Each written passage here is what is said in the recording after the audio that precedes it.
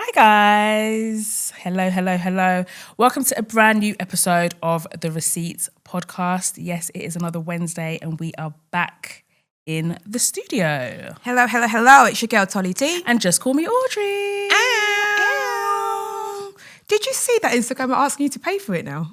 I thought I was bugging. I opted for the free option. When I saw that, I thought, are you having a fucking I laugh? saw something like isn't it like ad free versus $3.99 to get absolutely no ads, and then for free to just carry on as you are and still get ads. And I was like, why would I? No, they're actually. Why would I pay doing for too much. Instagram? Yeah, it's absolutely not worth it. Like old Instagram, circa 2015, maybe. But no, definitely not. I opted for the free one with the quickness. I was like, no chance. I feel like it means that they're going to put more ads. I think they're going to put So many ads. It's like, you know what, let me just pay the $3.99 because it's going to be so frustrating. I am fascinated by the idea of a social media platform asking you to pay for it. I know, it's crazy. That's how, I'll be so for real though, that's how YouTube Premium got me. Because it just started putting so many ads. I felt like the ads, and I don't know if it was like a psychological thing of like where now suddenly this like pay for it option is available, so it feels like there's more ads, or if there actually is more ads. But I mean, to be fair, with YouTube Premium, and this is not an ad though, you do get other benefits. I haven't. YouTube Premium has not got me yet. You do get other benefits. Like you can download stuff. I don't give a fuck. And you can watch things. I don't care if a YouTuber is going to come to my front door and give me a live show. I am not paying for YouTube. And you can like watch stuff with your screen locked. That would be a good show. Like, that does happen sometimes. I want to close my phone and I'm exactly. Like you have to always have your phone active if you're watching something. So when you have Premium, you don't have that. Yeah, okay, you don't have that. So I do it. think like. And it is like for me, I download a lot of like kids stuff for a nice iPad when we're doing long car journeys and stuff. So I do think that Premium and then no ads. But what would make paying for Instagram worth it? Like I said, no, absolutely not. Absolutely outside not. of not seeing ads, then what? Do I see like what? Do I get discount on like what? Mind you, the ads, are they talking about the ads that pop up on stories? Yeah. They don't bother me because a lot of the time... I can't lie, the algorithm has got me correct. I'm a sucker for the things that it shows me. It shows me an ad, especially for like clothing brands. I'm like, I do like that actually. How do you know? Exactly. It's got my taste down to a T, and some of my best finds have been through those ads. So I'm not trying to lose them. What I don't like is the ads on the feed. Or when someone I don't like the ads on the feed. feed. I'm like, that one I don't like. I do not like same. I'm seeing too many random people that I do not follow. And I don't know how they come up with the suggested or whatever, because sometimes there's zero mutuals. But you can do a thing where you can snooze it for 30 days. I just snooze it. Yeah, okay. I didn't know that you could. I just know that I have to always refresh and change it to my following, because I can't even remember what the other option is. But it's just like all these random people coming up on my timeline and all the rest of it. So yeah, but there's no chance. When I saw that, I was I want to know what business meeting they all sat together and be like, let's just start charging people. Meta, go away. Do you know? I think they don't like the fact that people make money off of it. That's exactly what it is. Yeah. I think they're going to make it very, very, very hard for like influencers and content creators to make money from Instagram now. Like I think because even the fact that if you do an ad post, they don't let people see your ad post. As soon as there's a hashtag ad on your post, that is not getting seen by anybody. Yep. And like creators, I saw some ad the other day that some guy did for Five Guys, and I thought it was one of the sickest ads I'd ever. He did it so well. Honestly, it was like a film. Yeah. I watched really it all, and I was with just like, content, you deserve every bit of bank that Five Guys gave you for that ad. It was so good. Yeah. Shout out to those creators that actually make an effort to make their stuff really good. Like it was so good. Like, but also I say that, but bring back the days of a picture of the product and that was you getting your money. I miss that day. So I'm like, when everything just elevated to suddenly everything's got to be video, that was so stressful. Because what do you mean? Like for me, Instagram was just pictures. It was my photo album, a digital photo album, and I love it here. And now everything has got to be video. So like literally, people that I follow for ages that have made really good content, take beautiful pictures. Now it's like I'm seeing everyone spend the days with me. Yeah. Everyone's get ready with me. And it's just like, oh my God, I know that we have to make videos. I know that we have to. Like I know that everyone's just fighting for their lives, but I just miss a good old fashioned nice picture. Do you remember you people go to West End, find a nice street, find a nice street in Kensington or Chelsea or wherever. Hold the product to your face. Exactly. Just up close like this. Now it's this. Like, and then another thing I can't stand, who told like marketing people that 3 frames was one story? Do you know what, like when they give you deliverables and there's just like, and can you do 3 frames? I'm like, yeah. Who talks about one product for 3 frames? Yeah, exactly. It's not realistic. 3 frames is 60 seconds per frame. Like people, doesn't make sense to the audience. When have I ever talked about anything for 3 frames? Exactly. That's 3 whole minutes. And tell you that's one story. Of one story. Yeah. Don't know if it is. I know actually. they're really trying to squeeze the juice out of their campaigns and stuff like that. But mate, people. But to be fair, because we didn't talk about it on air, but you know, people are like getting the bag off of these jingles and stuff. So there's this girl on TikTok and she made this jingle. Her name's Romeo, and you can tell that she was not trying to blow. Like, you know, like on TikTok, and that's kind of the fun of it. It's just that people just film themselves. That's always like, the nicest story. Really just like playing around, having a laugh or whatever. And so she was just like, oh, I thought of a really good jingle for Dr. Pepper. And it was just like, Dr. Pepper, baby, it's good and nice. Right? And then it started going viral. And then other people were like sort of elevating it. So other people would come in with their guitars. You know, like people always do that. The old days of the internet. Yeah, exactly.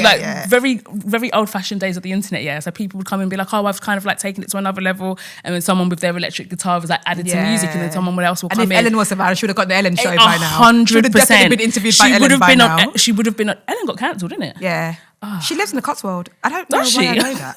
Oh, why? She lives in England. That? Yeah. Oh. Yeah, I think she that's. I mean that like she got cancelled that badly that she moved to England. Damn. But I can't remember what it is. America. But what did she do? Was it all assumptions? I did it. No, okay. So did it start off when that DJ died? Do you remember the DJ died? Yes. And then I feel like after that, loads of stories started to come out about how much of a toxic working place the Ellen Show was. Oh, really? And I feel like that's where it started. I could be completely wrong. It feels like that's where it started. After that, it was just like downhill from there. And then everyone was just saying it was such a bad toxic working environment. She was awful, blah, blah, blah. And then the next thing you know, the show was removed and she was gotten out of here. But she's very rich, so I'm sure she'll be fine. Stupidly rich. But Jesus oh my Christ. God, speaking of which, have you seen the trailer for the new America's Next Top Model documentary? Oh my God, of course I was going to bring that up to you. America's Next Top, of course. So that should have been my first thing that I brought up. America's Next Top Model is getting a Netflix documentary. I am sat. Fucking deserves. I am sat. Like it deserves. I was listening to The Curse. I've told you about the podcast. I was listening to The Curse of America's Next Top Model. So it's actually really interesting I'm sure this was in the works before it. But like, what's amazing about this documentary is that Ty was talking. So is Jay Manuel. Right. So is Jay, what was it? Jay Alexander. Even Nigel Barker is talking. All of the hosts are actually talking. Looking very snatched, by the way. Jay Emmanuel has pulled his skin. Like, he looks younger now than he did in the fucking show. He actually does. Pulled his skin. But what was interesting was I was watching the clips, I was like, in my head I thought, finally. Because we had to talk about it. It was too big. When Nigel Barker was like, had 100 million people watching it, that is crazy. You don't get those kind of numbers anymore. But it was when Tyra was like, yes, we went too far, but you guys were asking for it. I was 6 years old. I was 6 years old. I wasn't asking for shit. I just wanted to see people model. Exactly. I didn't want you to treat them badly in the background. Exactly. I just wanted people to model. Exactly. And who was your favourite in the, like, I always think about Yaya as being one of my favourite models. Yeah, she to come was out of very that. iconic. Like, there's a few that I thought Yaya was beautiful. Do you know who else? Oh my God, I and the forgot girl her who was name. plus size, Plus that size. girl. That's exactly who I was going to say. Not name? Kimura. It wasn't Kimura. It was like Takara. Yes, I love Yaya and Takara. I remember watching Takara on television and I thought, this is the most beautiful woman I've ever seen. Eva Pigford, girl. Eva Pigford, Marcel, and then she changed it to like Marcel. Yeah. Eva was good. I thought Yaya was stunning. Yeah, beautiful. Absolutely beautiful. And then I do remember that Tiffany girl, the one that Whitney, the one that Tyra yelled at. I'm rooting for you. I was rooting for you. We were all rooting for you. I proper remember her. There's a really good article written about her. It was years ago. Someone at BuzzFeed wrote it and they interviewed her and she talks about the whole thing. It is brilliant. And Tyra wasn't wrong for that. I feel like we saw it as if to say, oh, why is this girl like Tyra wasn't wrong for that? Yeah. I feel like Tyra was the driving force behind a lot of the mad things that happened. And listen, I do understand where I haven't seen it yet, obviously, but I can understand why you might want to push the boundaries on a show to keep it fresh and exciting, because especially shows like that where kind of like the format is the same, like, you know, every season or whatever, so you might want to push the envelope a little bit more. But some things were very mad, but I have to be so frank, right? At the time, we didn't think it was wrong. Nothing was wrong. Like, we didn't think it was wrong. So Nothing was wrong. I think it's a little bit unfair, and this is where I'll give Tyra some grace, that we can, because I was pretty much still grown when that came out originally. It could have been that when I was young watching that. How old was I'm a bit younger than you, but not that much younger than you. How old was I? Feel like I was definitely a late teenager. To be fair, it went on for ages. To be fair, it went on for did it have like 25 seasons or something? And then Britain's Next Top Model came. Exactly, so to be fair, you probably could have started at 4. That's the thing. That's the thing. But literally, I don't remember it being problematic at the time. So I feel like it's easy now for us to look at things through our woke lenses and judge something that was. It was normal. Like all these shows. I don't think it's judge it with the knowledge. It's not fair to judge with the knowledge we have now. Exactly. I think maybe some of the things that we didn't know, like back, because there was loads of things of like, because in the documentary, in the podcast, know why I'm laughing because it's actually in the podcast, there are bits of it that's like, even at the time that was wrong. No.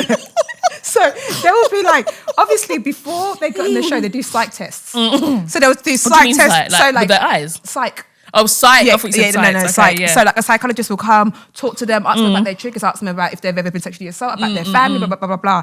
So they'll go through all of that. And then suddenly on the show, Tyra will bring something that they've said triggers them. And then we'll bring it on. So it's like me telling you, oh, do you know what? I really get triggered when people like ask me about my past. And then we start recording. It's like, sorry, your past. You're like, what the fuck, bitch? I just told you that I didn't like that. Yeah. Or like someone will say they get really scared of being underwater because one time they were punished and their mum soaked them in the bath, blah, blah, blah, blah. And then the next task will be them doing a shoot underwater. And it's like, Tara, you know damn well this person. Yeah. So there was things like that came out in the podcast. I was like, okay, cool. That is out of order. That was wrong then. It's wrong now.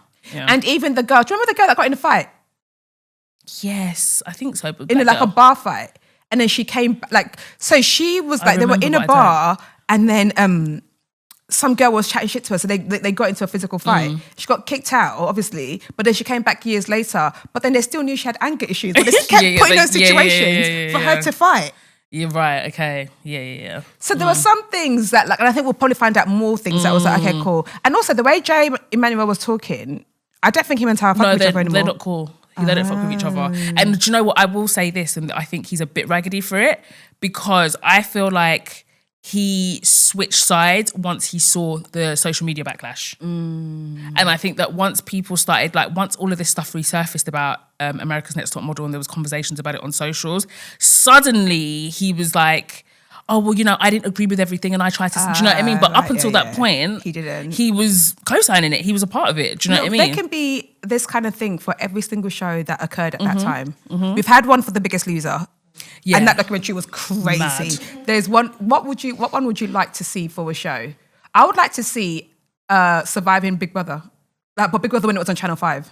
Oh, yeah, I reckon some like from back in the day. I reckon some things happened back then. Yeah, 100%. There were so many things. Like Big Brother was actually mad because it was kind of ahead of its time in terms of like the people it platformed. But I remember that big fight night with Victor and all of that. I remember I was such a Big Brother stan. I used to remember they used to just have the tapes rolling on E4 when they were sleeping. You watch it. Nah, you are. Yeah, you are too much of a fan. I used to watch it. So they would do like the main show on Channel 4 and then I would Big switch Brother over Live, to and it would just be them sleeping. Or just them doing but whatever. Did it start on Channel 5? It started on Channel 5, 4, and then it went to Channel 5. So it started on Channel 4. And now it's on ITV. Yeah, it started on Channel 4. Yeah. And so I would watch it. So I remember I was watching it on E4, just watching them in the house, and I saw the fight happening in real time. But then on E4, obviously they're not, because they have to edit it and all the rest of it. So it just went blank. So I saw the beginning of it. And it was like escalating and they were arguing and Victor was in, I forgot her name, was it? Oh, the trans lady, what's her name? Nadia. And it was like escalating and then suddenly it just went peep. And I was like, no! I was like, no, bring it back, like, what's happening here? And then the next episode or the next couple of days or whatever, then you saw what happened after, like, but yeah, like Big Brother was definitely wild. Yeah, And that's the even thing. Yeah, Love yeah, Island. yeah. They used to on Love Island, they used to drink a lot as well. And then when it started getting a bit dark, then they've reduced their alcohol now. So I think they're only allowed like one glass of Prosecco or something. Are you watching the... I am, of course I am. So of course I'm not watching it, but I've seen... the clips and stuff. Not even clips, I've just seen articles about the treatment of Whitney, but I actually don't know what's happening. But is it just the same as we... It's the same thing. It's the same thing, which is why I'm always conflicted like when I watch these things, because I just want to watch people being silly, doing things that I wouldn't do, like when it comes to like relationships. Do you know what I mean? Like moving really quickly and moving from one person to another. But then it's just like, as soon as like race and stuff gets brought into it, like you can't help but see it from that perspective, especially as a black woman.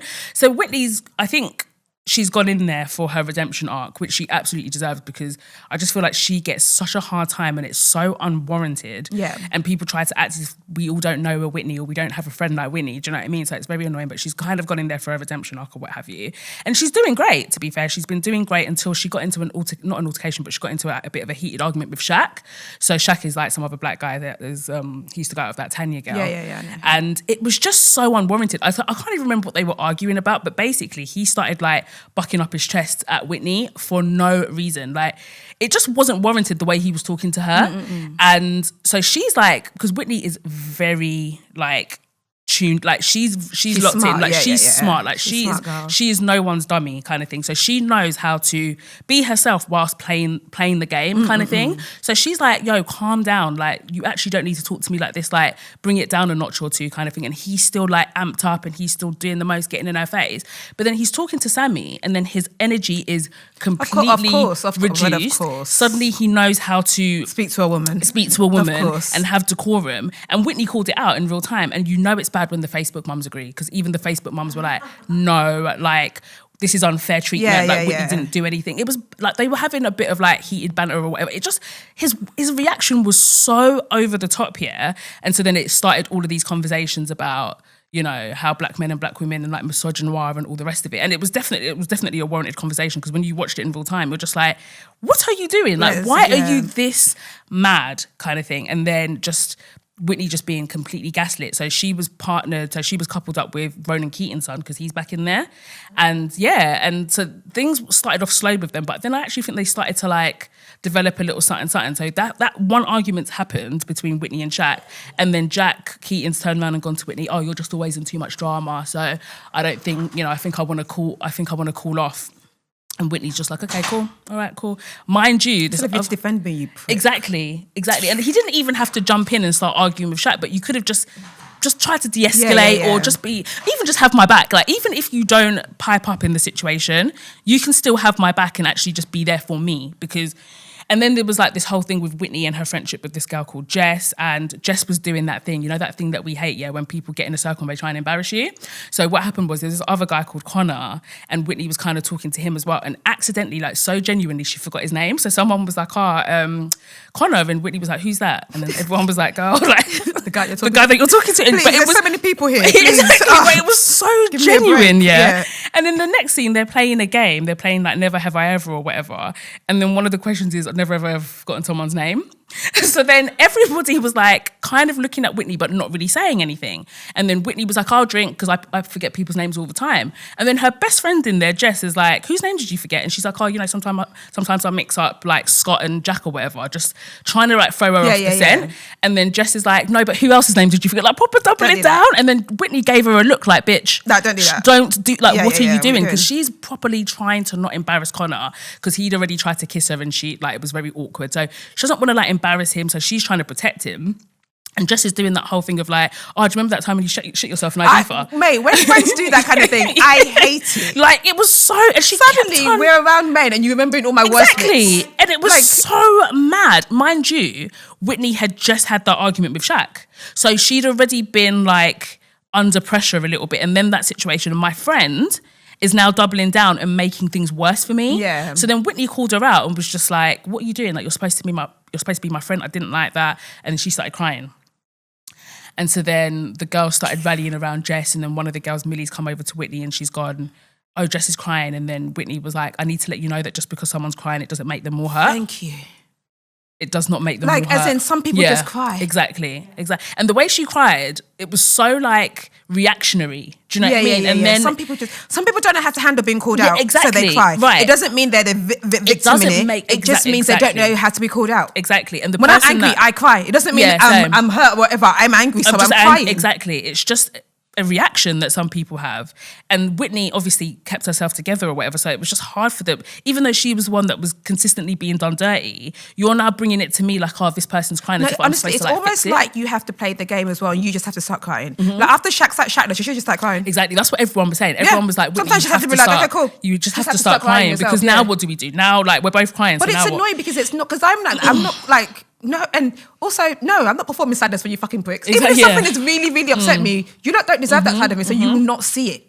Right. Like you will, like this thing could have broken my heart. I could have been crying to my, when I appear in public, because this is not a safe space. Thank you know what I mean? Like, you people are not a safe space for me. Like, I've reserved that for people that I actually trust. Exactly. And, do you know what I mean? What does it do? And I think that's what it is now with the whole space of social media and content creators or whatever.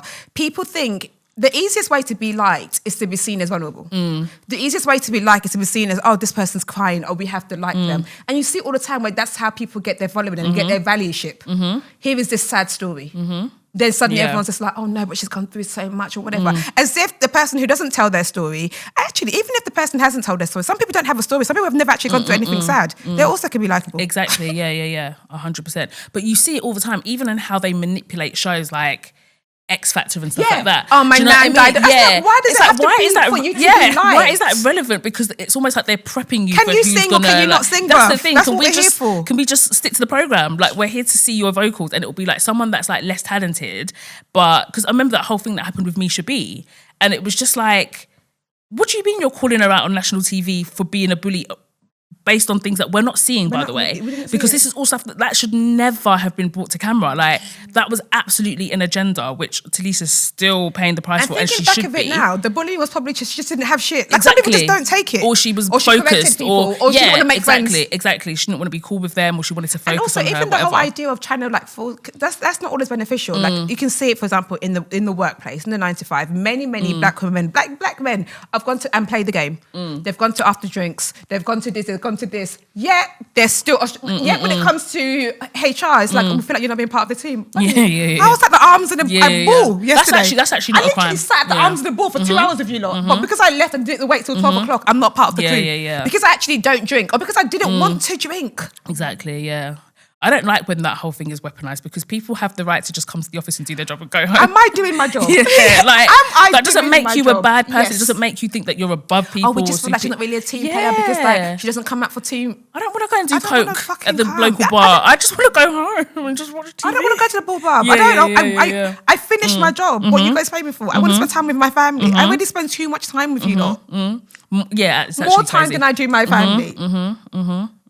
Exactly. But you're somehow, I find it a bit intimidating. It's just a bit hard to talk to because I came to do my job. Yeah, exactly. God forbid I'm getting results. God forbid I don't want to fake laugh anymore. Yeah, it's all very, very exhausting. But yeah, that was not cool. But luckily, I do think that Whitney's slowly getting her redemption arc, and I really love that for her because she bloody deserves it. Like, I'm surprised she went back on Love Island. Same. I'm really surprised. And that was it's a big risk because it can still go left. Like, you know, it could have like gotten worse or whatever, but it feels like she is starting to be like seen and understood. And not that she needs that, but she should be respected regardless. But it feels like people are actually seeing her for who she is. I think there is a growth in, and I'd love to talk to Whitney about this because I actually really like Whitney. I think she has to be okay with not being liked. And I say that for everybody. You have to be okay with it. You have to be okay with not being liked. You have to be okay with not being agreed with. And I understand when you're in a public eye, that's where the validation comes from. So people agree with you, people like you, that must what makes you feel good or whatever.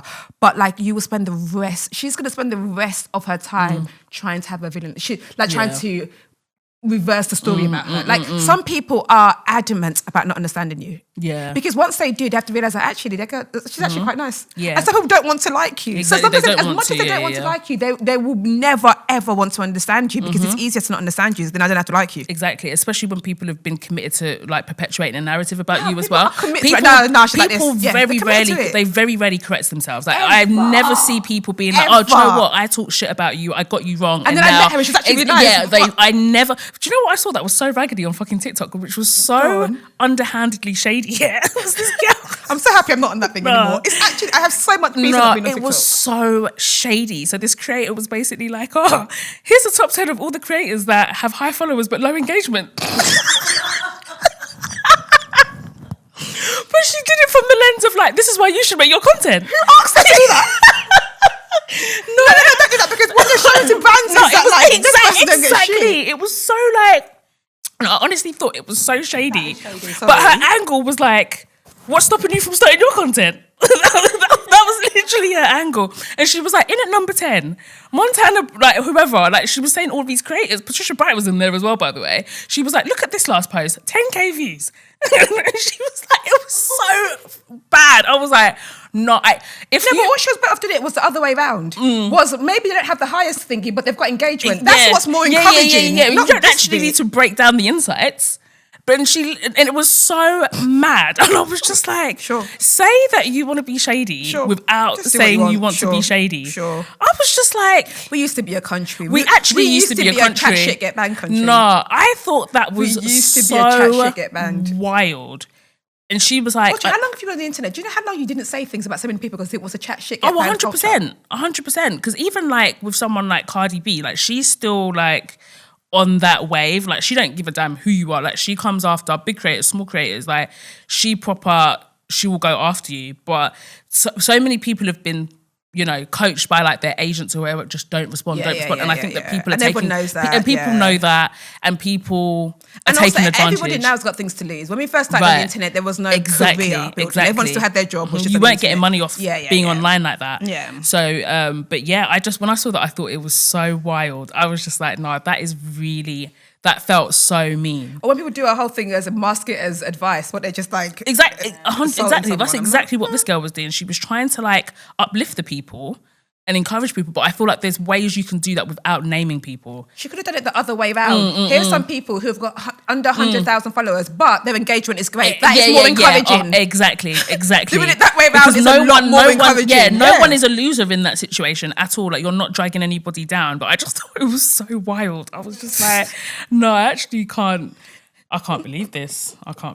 But yeah, this is where we're at. This is where we are at. But I'm actually very much going back to the America's Next Top Model. I cannot wait. Same. I'm going to be so sad for that documentary. Do we know when it's out? February the 5th or 6th? That's not even that far. That's next week. Soon. Yeah. It's going to be quite soon. Yeah. Oh my God, February is next week. Jeez. But also, I can't believe it's still January. Do you think it's dragged? Have we not done 5 episodes in January this month? Like 5 weeks of content, surely. When did I get back? Yeah, and I think exactly. Oh my God. And still we've done like 4. Oh my God, yeah, you did. We went back till January and still we've done 4 episodes. No, that's actually true. That's actually true. And we came back January the 17th or something. In my mind, we started January the 1st in my head, but we actually didn't. It was like the 12th. Yeah. Jesus, yeah. And we've recorded 4 episodes, haven't we? Mm-hmm. Yeah. This is still a January episode. It's going to come out in February, but we're recording in January. Like, I think January is kind of dragged. Yeah, that's what I'm saying, but we're still recording it in January. Yeah. Like, January is dragged. No, actually, I hear it. I just, But that's the thing, it always does. It's always longer. I feel like I even have 2 periods in January. Yeah. Yeah. Every January, I'm like, what? Like here you are that's twice. So true. Because it's so bloody long. Yeah, I'm property. No pun intended. Pun intended. It's bloody and it's long.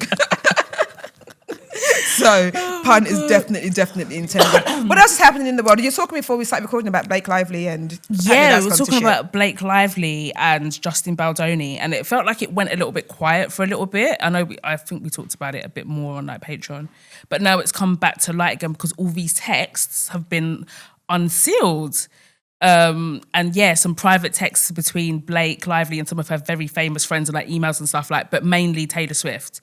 And they're not going to beat the Mean Girl allegations. Oh, really? They're not going to beat them. Who were they bitching about? What were their texts? They were bitching about Justin Baldoni. Yeah. So he's the director and the writer of this...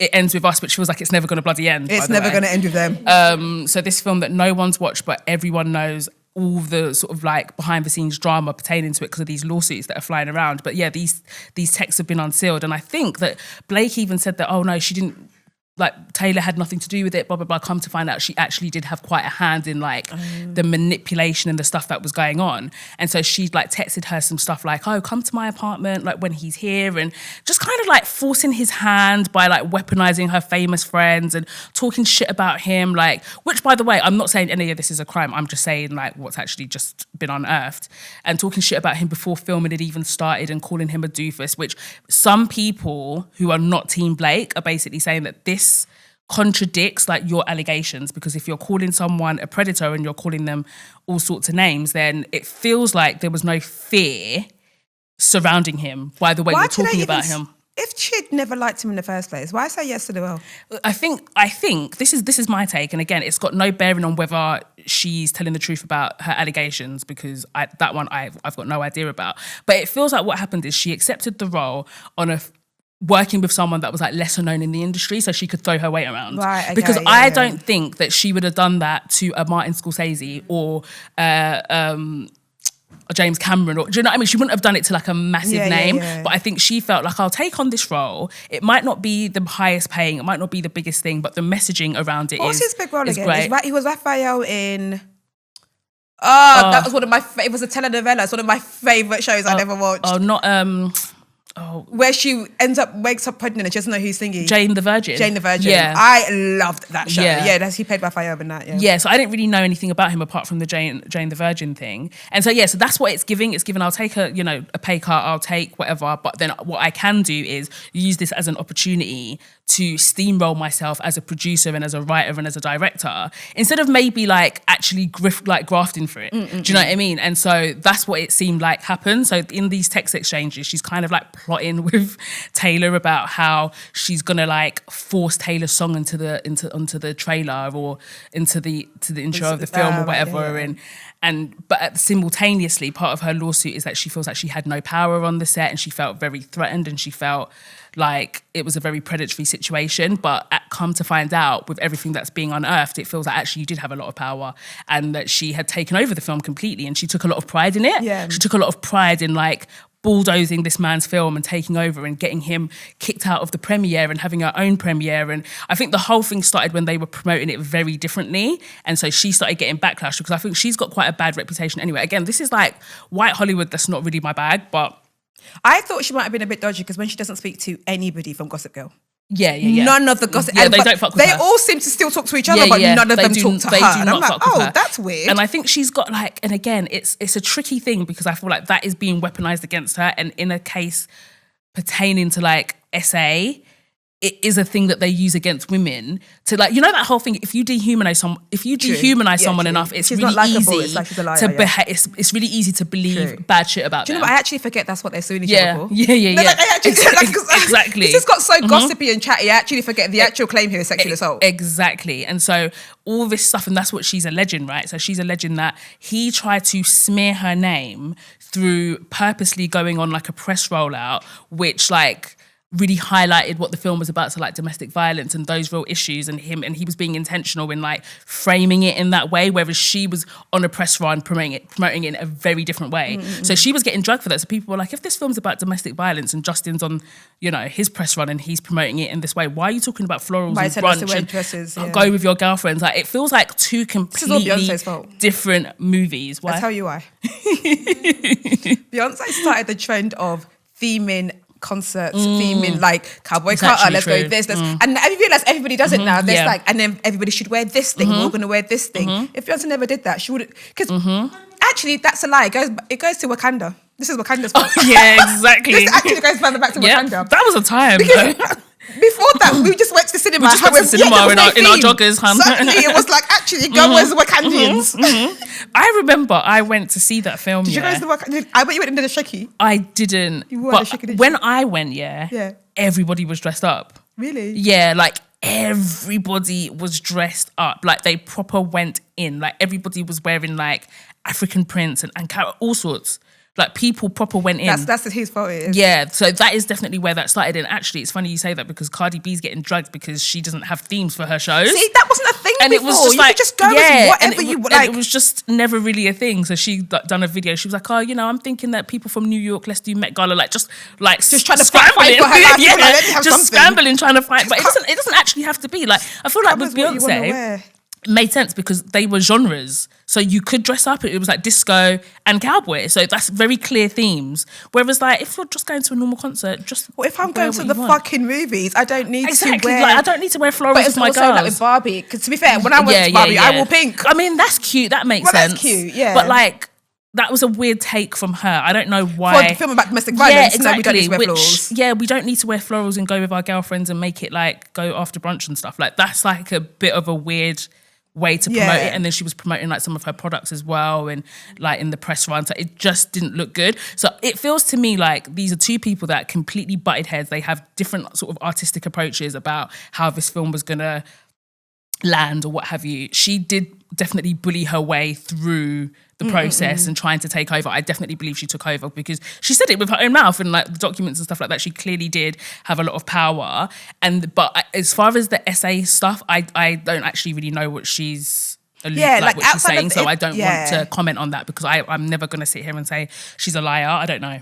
Outside of the essay claims and things like that, I'm sure so many people who work together in films actually end up hating. Like I said, they probably come out of it doing press and be like, I can't stand this person. It feels very intense, especially when they're the two main characters. Yeah, like imagine like months of working together. Like you don't like each other. Faces, and then after you have to do months and multiple cities of being sat next to each other and being like, yeah, it was so great working with him. I remember that time. Oh, it was so funny. And if you, I can imagine it's great and fun if you get on. Yeah, because that was the best times. When Kim and all of them lot were promoting All's Fair, they looked like they liked each other. They looked like they genuinely had a good time. And I was catching up on Kardashians recently because I haven't watched it in ages, and you could see that like they literally all came to her house. They look like they actually really genuinely get on.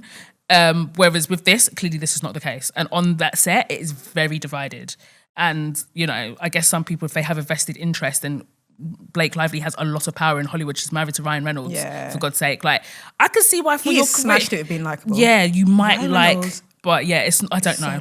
I don't know what's going to happen. But it's a case of two people that do not fuck with each other. Speaking of people who are unlikable, I went to watch Housemaids this weekend, and I said like a Sydney Sweeney's in it. Yeah. Firstly, great tits. I don't know anything about her. I'm sorry, but her tits are... She's got great boobs. Yeah, when I've seen her on the red carpet, they are sitting. I have never watched anything in her without seeing her tits. Oh, really? Everything I've ever watched with her in it, like her tits are out. She's got good for her. Like not to thingy women, but fuck me.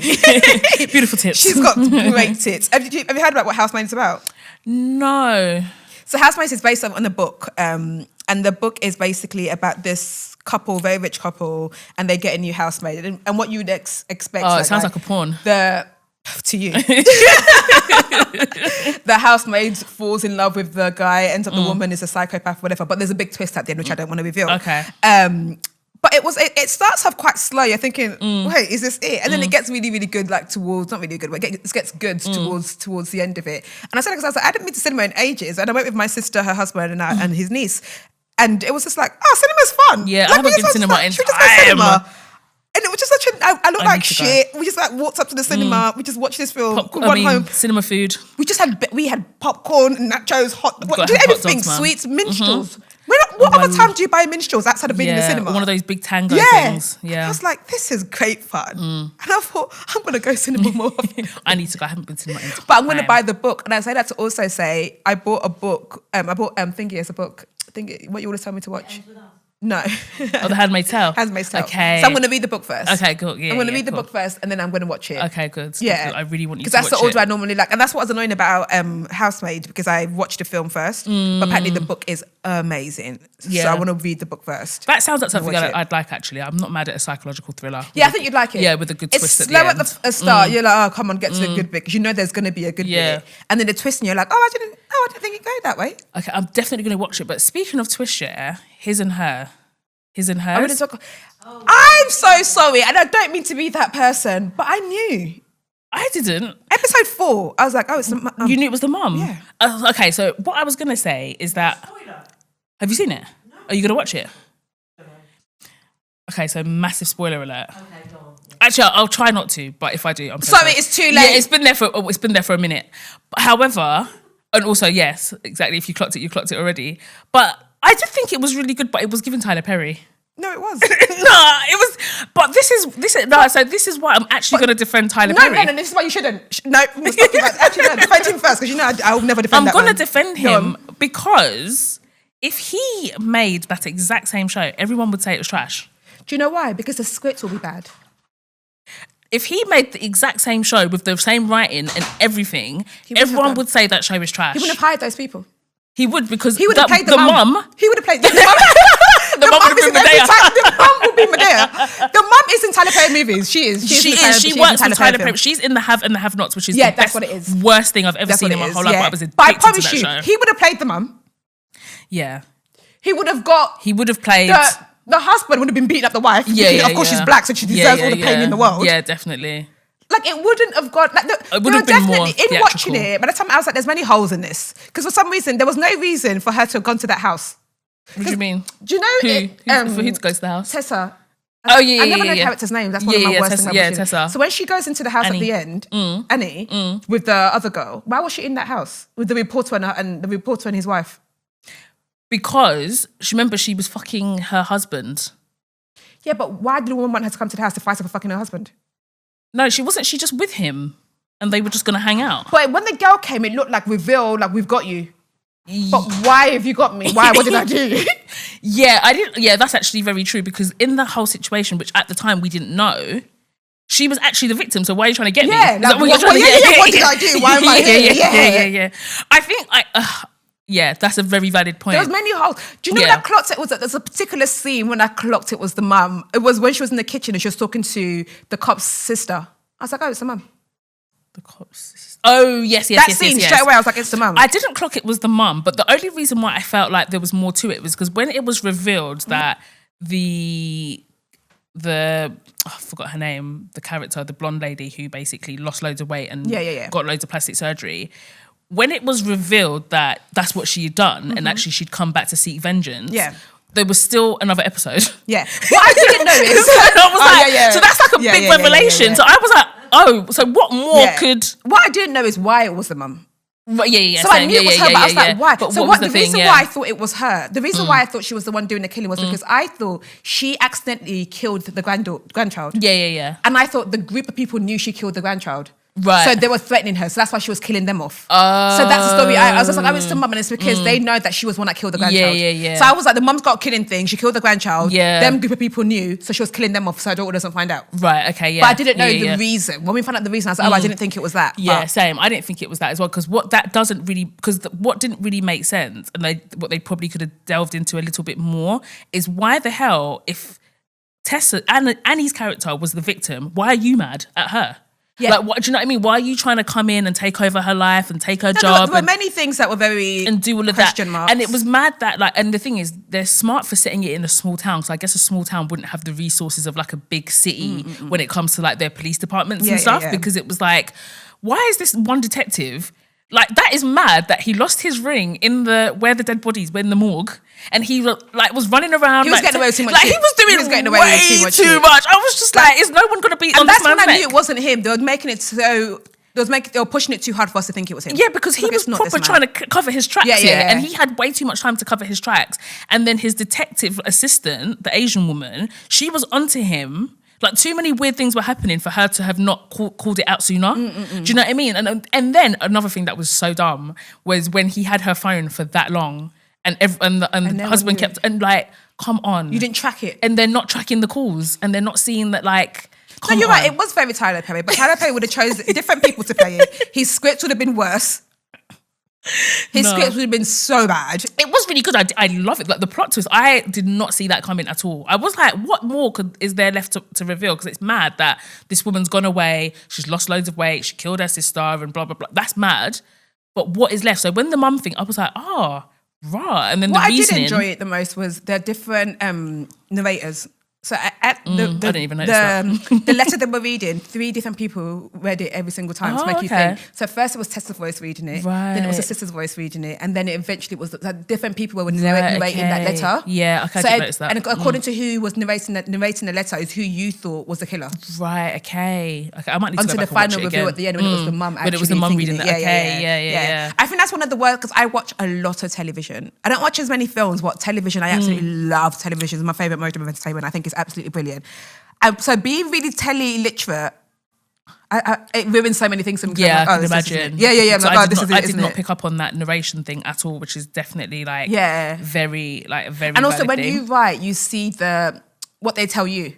Right, okay. Yeah. So you see so when you see that, it's like, oh, I can see that at this point they tell them to what's at stake. Yeah. What's this kind of, like, so you're like, oh, this is Yeah. But I did enjoy it. I say that I did really enjoy it though. Yeah, I enjoyed it. I really enjoyed it, and I definitely was gagged at the end. I was not expecting that. That was the plot twist of all plot twists. But it did make me realise that I don't think my mum loves me down that much. My mum would kill me. I was like, maybe not multiple people. Loves her down. I think my mum would have tracked down the person that actually did it. Actually, I don't know. My mum could have said, even you, what you did. But no, her mum loved her down. And when she was reading the letter and she looked at her mum. So hang on, the one was beautiful. That was beautiful when she gave her was the nod of approval and she looked. I was like, that's my daughter. That's my daughter. Girl. But oh my God, what was I gonna say? The mum. Oh my God, it was actually a very poignant question. The girl looking at the mum. Does your mum love you that much? I'm not helping. It's gone. It's completely gone. It might come back to you. It might come back to me later, but no. Yeah, no, I think my mum would kill multiple. No, one or two. Yeah, I think my mum would definitely bury a body. Or like hide a body. Or hide me. I think my mum would hide me. My mum would definitely hide me. My mum would, if I told her I did something mad, she'd keep it between, she wouldn't say anything. Yeah, same. My mum would definitely keep that secret. 100%. Don't know, I wonder if she'll tell my siblings. No, I don't think my mum would. I don't think my mum would actually. If it wasn't that mad, I don't think my mum would. Yeah, my mum would be like, even your brother and sister, don't say anything. Like, my mum would be like, keep stum. So I'm trying to think, when my siblings have been pregnant and my mum knew, did she ever tell us? Did she ever slip out? Actually, my mum slipped up once. I don't know. Because to be fair, there's very little information that doesn't circulate between me, my mum, and my sister. Yeah. Do you know what I mean? Yeah. So it's really like. Actually, no, my mum will keep a child secret. There's stuff my mum doesn't know. I know, but I know because a sibling has told me. Right. And okay, I know my mum knows, but she doesn't. Yeah. But she hasn't told me. Yeah. Yeah. I don't think my mum does. Yeah, I know my mum like knows for a fact. My mum has never said it. Yeah, I don't think my mum does spill tea like that. Yeah, I don't think she does actually. I think she will keep. My mum will hold water and that. Mum, I did this thing. Okay. I just remembered what I was going to ask, but it actually wasn't that good. Hey, let's go. It might have been great. It was a question I was going to ask. Yeah. So was the mum pretending to have Alzheimer's the whole time? Yeah. No, she really thought it through. Yeah. Okay. Even when she gave her the shells and the egg, there was nothing wrong with the mum. She was just trying to catch that she was mad. No, I love that. Yeah, that was actually my question. Yeah. She was definitely, no, she's sick for that. No, that's good. I'm trying to think what else I've watched that's been good recently. I'm watching The Beast. No, not The Beast, The Beauty. So yes, I am. Oh my God. The Beauty. I didn't realise it was a Mark thingy. What's his name? The one that did Ryan Murphy. Ryan Murphy. Yeah. He does those kind of mad kind of things. It's really interesting though. So basically, The Beast is on Disney. Not now, but hey, we're talking about telly because they ain't fuck else to talk about. And basically, what I liked about it. Okay, let me just go from the top. Yeah. The Beast is about. It's a TV show. Beauty.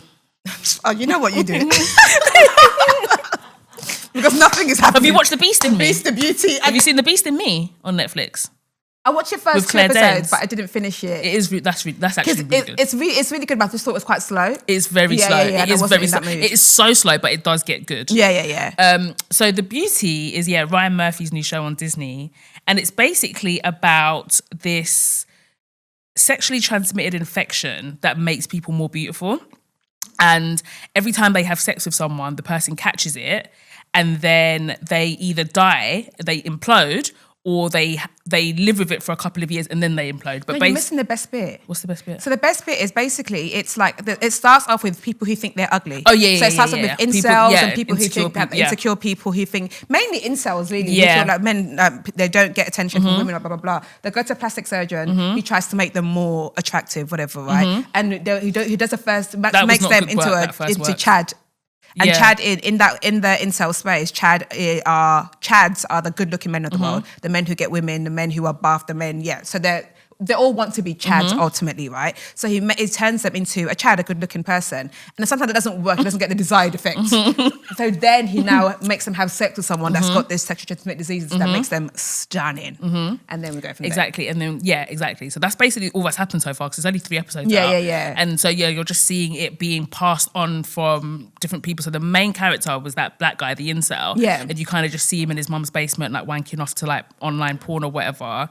And then it just kind of escalates and he just becomes an absolute menace and it's just being spread wide and fast. But it's actually very gory. It's the body horror in it. Yeah, it's like there's like this, like there's a lot of body work in it. And it's actually, because I haven't seen horror, it feels like horror kind of left that kind of thing. Like body horror, we haven't seen it in telly for a while. Like yeah. But now it's like come back and there's a lot of like they're like distorting their bodies and breaking their own bones and all of that. It's really like it's horrible. It's one of those things you watching it, you do you're like every single time because it's really it's horrible. But I really want to see how that unfolds because I did not think I was going to enjoy it. I put it on because I saw the little description and I was like, oh, that sounds like a bit of me. And then the beginning, it just was very sci-fi. I was like, I just saw Bella Hadid like moving absolutely mad in the opening scene and I was going to turn it off. I was like, this is not a bit of me. But then when it cut to the next scene and I was like, okay, actually let me just feel this out and I'm actually really enjoying it. I can't wait to see how it unfolds. But like the concept is very wild. It's concept very is mad, but the body horror is very. It's they're all like it's like they're coming out of like they're being reborn in a weird way, but as adults, and then they just implode and all their flesh and guts are everywhere, and it's also very like horny. It's obviously I guess if it's based on this STI that makes people beautiful and then die, but like the sex scenes are quite like intense as well. But yeah, no, I want to. Do you think you're ever going to grow up past like being able to watch sex scenes with certain? No, I can't do it. You know, never. It's too like awkward. If I'm in a room with my mum and there's a sex scene, do you know I fast forward it? Same. I forward it or I'll go to the toilet. I just can't. I physically cannot do it. It's too awkward because what? I'm never going to be grown up enough to sit there watching. Never. And the thing is, because we're all smart, we know when it's going to be sex. 100%. So as soon as they start passionately kissing, I'm like, well, suddenly I need to pee. Exactly. Does anyone want tea? Exactly. Tea? And sometimes you don't know the degree of a sex scene because sometimes people go and it's just like they just show and then it's just like all very like elusive, and then other times it's like they're going in. You're seeing I can't prepare. I just leave the room because I can't vouch for what's going to happen next. Awkward. But it's always so uncomfortable. As soon as they start kissing, I am getting up. Exactly. Yep. Yeah. 100%. But it's so funny because I remember being younger and being in a room with adults and there's sex and they're like, close your eyes. They'll straight up tell you. Yeah, I'm trying to see it. Or they'll tell you to leave the room, but they'll fast forward it. Yeah. I remember one time we were watching, it was actually like a Ghanaian film, and it was a very awkward sex scene, but it wasn't like, you couldn't see anything. It was literally just a bed rattling and shaking up and down. Yeah, and it was just literally the wall banging, like going up and down. I remember my mum and dad being like, oh my God, he's beating her up so badly. He's really beating her up. Like, we don't hit women. Like my mom can tell them. And me and my sister were like, we know what's going on. We know what's happening. Like, we know what's going on. I used to always have to close my eyes. Because it's just, I'll never not cringe. Yeah. I'll never not cringe. I think even outside of parents, I think even certain people, I'm like, I can't. Yeah, just exactly. I'm just like, okay, so politics. Yeah, what's next? Yeah. No, 100%. But oh my God, do you know what I wanted to talk to you about? Have you seen, we talked about it like in our group chats and stuff, this whole podcast of Evelyn Lozada and her daughter? Yes. So I did listen to the episode. When you said it, I went to go watch the clip. Oh, it's bad. It's really bad. So basically, Evelyn Lozada, who by the way has got me blocked on Instagram, and I am blocked because I just got hit with a strike because my friend added me in something. I was like, what did I do? I just got added. But anyway, she blocked us. And so she's got this podcast with her daughter. Her daughter's grown. Like Evelyn's 50 and her daughter's 32 or something. So she's grown, she had her young. And they've obviously got one of those relationships where they're like more like friends. Which I'm not mad at when everyone's grown, but like I think what I messaged in our group chat was I would hate to have a mum that's a baddie. It would be my worst nightmare. I love that my mum is a mother. Like my mum is motherly. She's a wholesome lady. There is nowhere where our beauty is competing. 100% not. And all the things she should beat me in the cooking, she beats me in all of that. And all the things I should be, like I said, because I said it, I was just like, I would be like, to have a mum that's prettier than you. I feel so sorry for those girls. Yeah, exactly. And those mums always know they're prettier than their daughters. They do. They make a thing about it. They make a thing about it. When the daughter's got friends, man, they'll come downstairs. Like, oh, hi guys, why are you doing it? Fuck off. Like I said, go away. Like, let's separate the lines. Like it's very odd to me. Having a pretty almond mum must be hell. Having a baddie mum, but who also very much is still like in that world and still likes validation, and you're sharing space, and like the same kind of guys might like you. Like, there's no world in which a guy that likes me is probably gonna like my mum. Do you know what I mean? Like, there's something wrong with that man. If he is, there's something, and if that happens, there's something wrong with him, 100%. And so they're kind of like that. And like, I've always watched Basketball Wives, so I've been very familiar with like Evelyn for a very long time, and even like Shawnice when she was like a lot younger and stuff like that. And obviously, this podcast is not the greatest of content, but wherever they got a platform, they got a podcast now. So Shawnice has had a baby with the game, right? Which is very random, but they've got a kid together. Their son's like 1 and a bit or whatever. So they've invited him on the podcast. And I don't really know I guess the intention was to get views ultimately, but it's really backfired because it's really just started a lot of conversation about like what information and what knowledge mums pass on to their daughters. And like the observation has been like, you did not school your daughter right, which kind of does feed into this whole femininity thing a little bit. And some things I feel personally are a little bit regressive about like what people say you should teach your daughters about relationships. But I do agree with some of it. And I do think that like, as a mum, like I know for me, I can only speak for my mum. I know that my mum and her position when it comes to motherhood is that she wants her kids to do better than her. Like there's no world in which like we're competing or like she wants us to do better in every single aspect of life.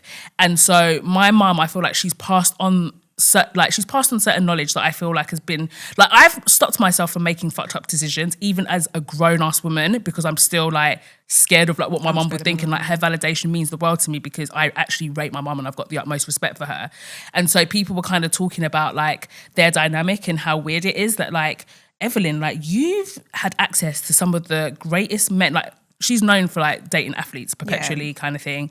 And it's just like, why would you essentially allow your daughter to kind of like end up in the situation? Because she's like, can only teach her what she knows. Yeah, true. Like, I think there's an expectation to be like, if Evelyn's thing's always been baddies and rich men and whatever, she gave birth to a very pretty girl. But then shouldn't you add salt and pepper to that? Like as a mum, like wouldn't you think like you've had that lived experience so you can be like, listen, yeah, still get your money, still go where the money resides, but don't make the mistakes I made. And to be fair, Evelyn hasn't even made those mistakes. That's even madder to me because it's like... So what mistakes is the thing you made? So what they're saying, I'm not going to call any child a mistake because at the end of the day, the child is here. Every child is a blessing. And every child is a blessing. But from what I saw, it feels like that's not necessarily what she wanted for herself. And it feels like, again, this is purely my interpretation, I could be completely wrong. It feels like she had higher expectations of the relationship than what... First of all, it didn't even sound like they were in the same relationship. From what I saw, that's not what it was giving. It feels like to me, like to him, it was like a bit of a drive-by, like they were just having fun. Yeah. And to her, she was in a serious relationship. Because some of the things that like she didn't know about him was actually mad. So on Basketball Wives, as they do, they got into a fight, and then one of the women, Jennifer Williams, said to Evelyn, like when they got into a fight, oh, your daughter had a baby with a felon, right? So now on the podcast, Evelyn's asked Jason, aka The Game, she's like, oh, how did you feel about the fact that your name came up on my show and they weaponized the fact, you know, that you're a felon? And then Shanice was like, yeah, they called you a felon. And then he was like, yeah, I am. Sorry, she didn't know the game was a fucking Exactly. felon. But she didn't though. The game of the Bloods. The thing is, she actually didn't. No, she's a liar, sorry. Who doesn't research the man they're dating? I wish, that there was some spin behind it and that she might not have known. She truly did not know. She was like, are you a felon? And then he was like, yeah, everyone knows. He was like, my mum knows, my son knows, my mama knows. Like, and it was so cringe. And she was like, oh, how many felonies have you got? And this is like basic information. And you've had a kid with him. Like you've had a kid with this person, and you're talking from a lens of like, I thought we were going to be in a serious relationship. So if you thought you were going to be in a serious relationship, why don't you know basic things about this individual? And make editing great again. Because if that were my mum would have made me take that out. Oh, yeah. My mum would have made me take stupid. that out because why am I making my daughter look like an idiot? Yeah, and I'm sat there. And then it was really cringy because there's some edits going around here where Evelyn and the game are flirting, and they actually are. Like, he's like, oh, you know, you're beautiful women. He's like, you're the best looking, you're the finest looking grandma I've ever seen. Like, but it's proper bad. She's kikiing and laughing, and Shawnice is there on the verge of tears, yeah. Like, basically deeping the unraveling of this relationship. She's literally, she's got quite a shaky voice anyway, but she was like, she was visibly like shooketh and like still not over the situation because she's brought life into this world with this person. And I truly like, she's always given me bougie, and I truly think she thought that she was going to be the one to change him, and you didn't. And now, like, you've just got a kid for him, and it's like, I hate it when people misuse their privilege. I really hate it because she is preference 101. Yeah. And how have you wound up in this situation with all the access that you have? This life, it can't be. You sometimes you just here's what you have, and you just have to find the joy in what you have. But she's got a beautiful kid, and she just has to be happy with it. I think the thing is that weird thing with her and her mum. Yeah, that whole thing is odd. And when you said that, I went to go look on Evelyn's page. Evelyn is obsessed with that kid having blue eyes. Oh yeah, definitely. She's obsessed. Yeah. And that's what leads me to. That's why I say things like, you know, you can tell when people they believe they're like their features. It's all featureism, isn't it? Like, you believe that like you're more elite because of this complexion or this hair type or this eye color. And like when people play into that in 2026, I just think, And also, men can happen to anyone. I feel like people think, oh no, because I'm beautiful, this one happens to me. Because I'm smart, the smartest, the most beautiful people have been bamboozled by men. 100%. What? 100%. And he even said it. Their wickedness is new every morning. Great is their wickedness. If anything, they look for new life to suck the souls out of. It is you beautiful, smart ones that you think you can't be touched. Exactly. You wait there. Exactly. You're the one that I'm actually gonna. That's why you got to be strict in those situations. Great is thy wickedness when it comes to men. Because he was like, yeah, when a man sees a baddie, we just think about knocking her up. That's literally what he said. And then she was like framing it like, oh, you know, at the end of the day, I feel, and this is what I don't like here. She was like, oh, I feel like their son Blaze was meant to be here. I feel like we manifested him. I feel like God chose us to be his parents. Okay, that might be true, but actually you were two people that had sex and had a kid. Do you know what I mean? Like, I don't like it when people say all of that stuff to like make themselves feel better. Like, you were two people that had sex and had a kid. Like, I don't know that it was this big manifestation and this big thing like that was, no, like you had sex and you had a kid. Like, it happens. Then all parents feel like that. Like, there's day. like a spiritual that God gave this kid to me. You had sex and you had a kid. I don't know how it works. I don't know. You had sex and you had a kid. I don't know. I think that it's like when God meets science, that's what happens. Do you know what I mean? But ultimately you had sex and you had a kid. I don't know about putting this whole thing of manifestation. And I think it's just like comfort, that things that people say to make themselves feel better kind of thing about a situation, because to me, it feels like a very black and white. Not to say that like the process is black and white, but it is quite black and white. Do you know what I mean? Unprotected sex. Yeah, you had unprotected sex and you had a baby. Like, let's just be very Frank and Lampard about it. But I don't know, it's just sad. I don't know, not sad because, listen, I can think of other places I can channel my empathy, but the girlies are just like, no, your mum didn't school you. And then they start comparing them to people like Laurie Harvey and Marjorie, and they're like, that's how you did it. Listen, I'm not in any of these people's houses. I don't know what those conversations look like, but it feels like Laurie has smashed it because she just made sure she did not get pregnant. But also, I think it's a lesson in sometimes take it up the butt. Yeah, like, use your ass. Use your ass. Use your like, mouth. shit, it's use for your other everybody you need to crevices. breathe with. Yeah. It's actually not everyone you need to breathe. Use your ass, use your mouth. Shit, if you're ear hole, if you're freaky, use other holes in your body. Do your hand like this and use that hole. Fuck. Because that whole felony thing, it's actually very mad, because the game, one of his felonies is actually a rape charge. Like, that's a mad thing as a woman to not be aware of. Like, I just think, and again, like, we've got free will in it. She could have very well known it and still gone there. And I'm sure he's not short of women that don't give a damn. But it's like, I think that whole part of the conversation should have been edited out, because then we wouldn't be talking about it. And also, for a lot of these women, Game might be a felon, he's got rape charges. I think for them, fame and money overrides all of that. To them, but the women that use like men and their looks and stuff like that because it's like survival and it's the tool that they have at their disposal, which I'm not judging. Like, use what you have at your disposal. yeah, I guess you're not really going to care about Yeah, that. this is like, it's the game. Yeah, your moral He's compass famous might be. and he's rich. I've got a kid with him. We're going to be fine. Like everyone Evelyn's had a kid with, she's fine. Yeah, because she's been smart. I guess she's been smart in the sense that like she had, I mean, actually, because she had Shawnice Young, so I don't know. I don't know Shawnice, but her son's dad was an her NFL son's player. dad, yeah, he played basketball. Carl Crawford. That's it, Carl. Yeah. Very rich, like stupid. His money's long. Like she's gonna be good forever, and then she's just got the two. Yeah. So I guess like she played the So game. how she played smart, I guess after Shawnice, some she people was like, smart is okay, cool, because she could have had a kid with any waste, man. So you think Evelyn? No, I did bring you up well because you had a kid for the game, a well-renowned rapper. Yeah, I guess everyone's standards different, but. Yeah, I would just hate to have that kind of mom. That kind Me of like too, like still in the scene, beautiful, like you said, like men can find us both attractive. Yeah, it's that's actually weird. very okay. I don't need like, it. and the thing is, I don't even necessarily think there's anything wrong with like an older woman being in the space, but I think like when you're like tag teaming with your daughter, that's when I think it's odd. Yeah. Like if it were me, I think I would do it very separately. So I'd still be here, but you have your thing. This is your and audience, I have my and thing. I have my yeah, audience. exactly. And just try to keep it separate. But when you're sharing space and you're doing club appearances together, do you know what I mean? And like all of that stuff, and like you're on reality TV shows But that's that together. thing in her daughter as well. What's her name? That baddie, Bernice. Yeah, Yeah, exactly. her and her daughter do baddie together. Bro, there's Bernice is something a in there. baddie, Something in man. their blood, yeah. 'cause Bernice is a I saw a baddie. video. It was her great grandmother is still alive, 109. Oh, she look bad. Is she a baddie as well? For 109, she's a baddie. She was in a bed and she's very frail, but 109. Oh, that's So Bernice is in her late 40s, mid 40s. And so her mum is still alive, her mum's mum is still alive, that's and her lovely. great grandma is still Oh, alive. that's That's like lovely. 7 generations. What a treat. Not many people get that, yeah. That is such a beautiful blessing. yeah, that 109 is insane. Is crazy. Because very rarely do you get to have so many people who love you all alive at the same time. Like eventually you're going to lose. Like that's really nice. Yeah, exactly. Yeah, no, Bernice is a baddie. Do you know? Like I bring up Pam McBee every 3 months because. Do you know what? It's like I would forget about her, and I'll go to Instagram like, yeah, still bad, man. Yeah. She is a British Yeah, baddie. she is a British Pam icon. McBee is She a needs her British flowers. baddie. Yeah.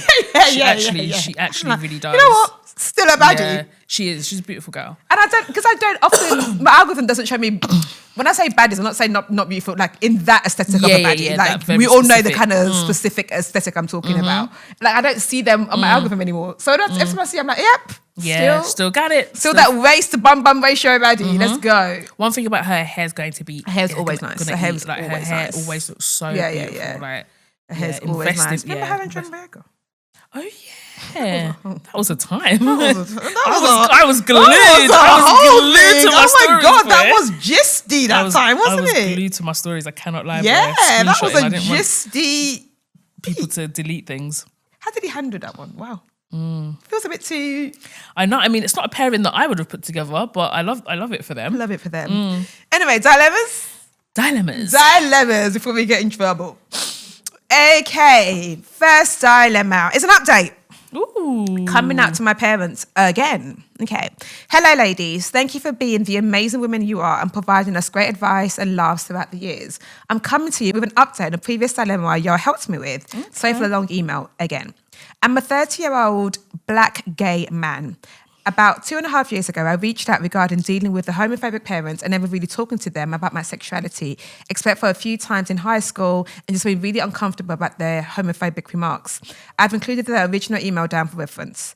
You all provided great advice and gave me the courage to speak up for myself when my parents made sly comments about the queer community or just being open about the community's activities I'm involved with. In that I'm more queer-centred. Just talking about the things I am doing has given me more confidence. Fast forward to a few months ago, I finally had a conversation with both my parents. It didn't go well like I wanted, but I did speak up for myself and just let myself be heard through the tears. My parents made me promise that I would think about being with a woman, equated liking the same sex to if someone liked slapping people and asking me if that's okay. I don't know if that's the same thing, but just a bunch of other ignorant remarks. They said they wouldn't come to my wedding, would cry about it, and would not want to even meet my partner or gay friends. They don't know any gay people.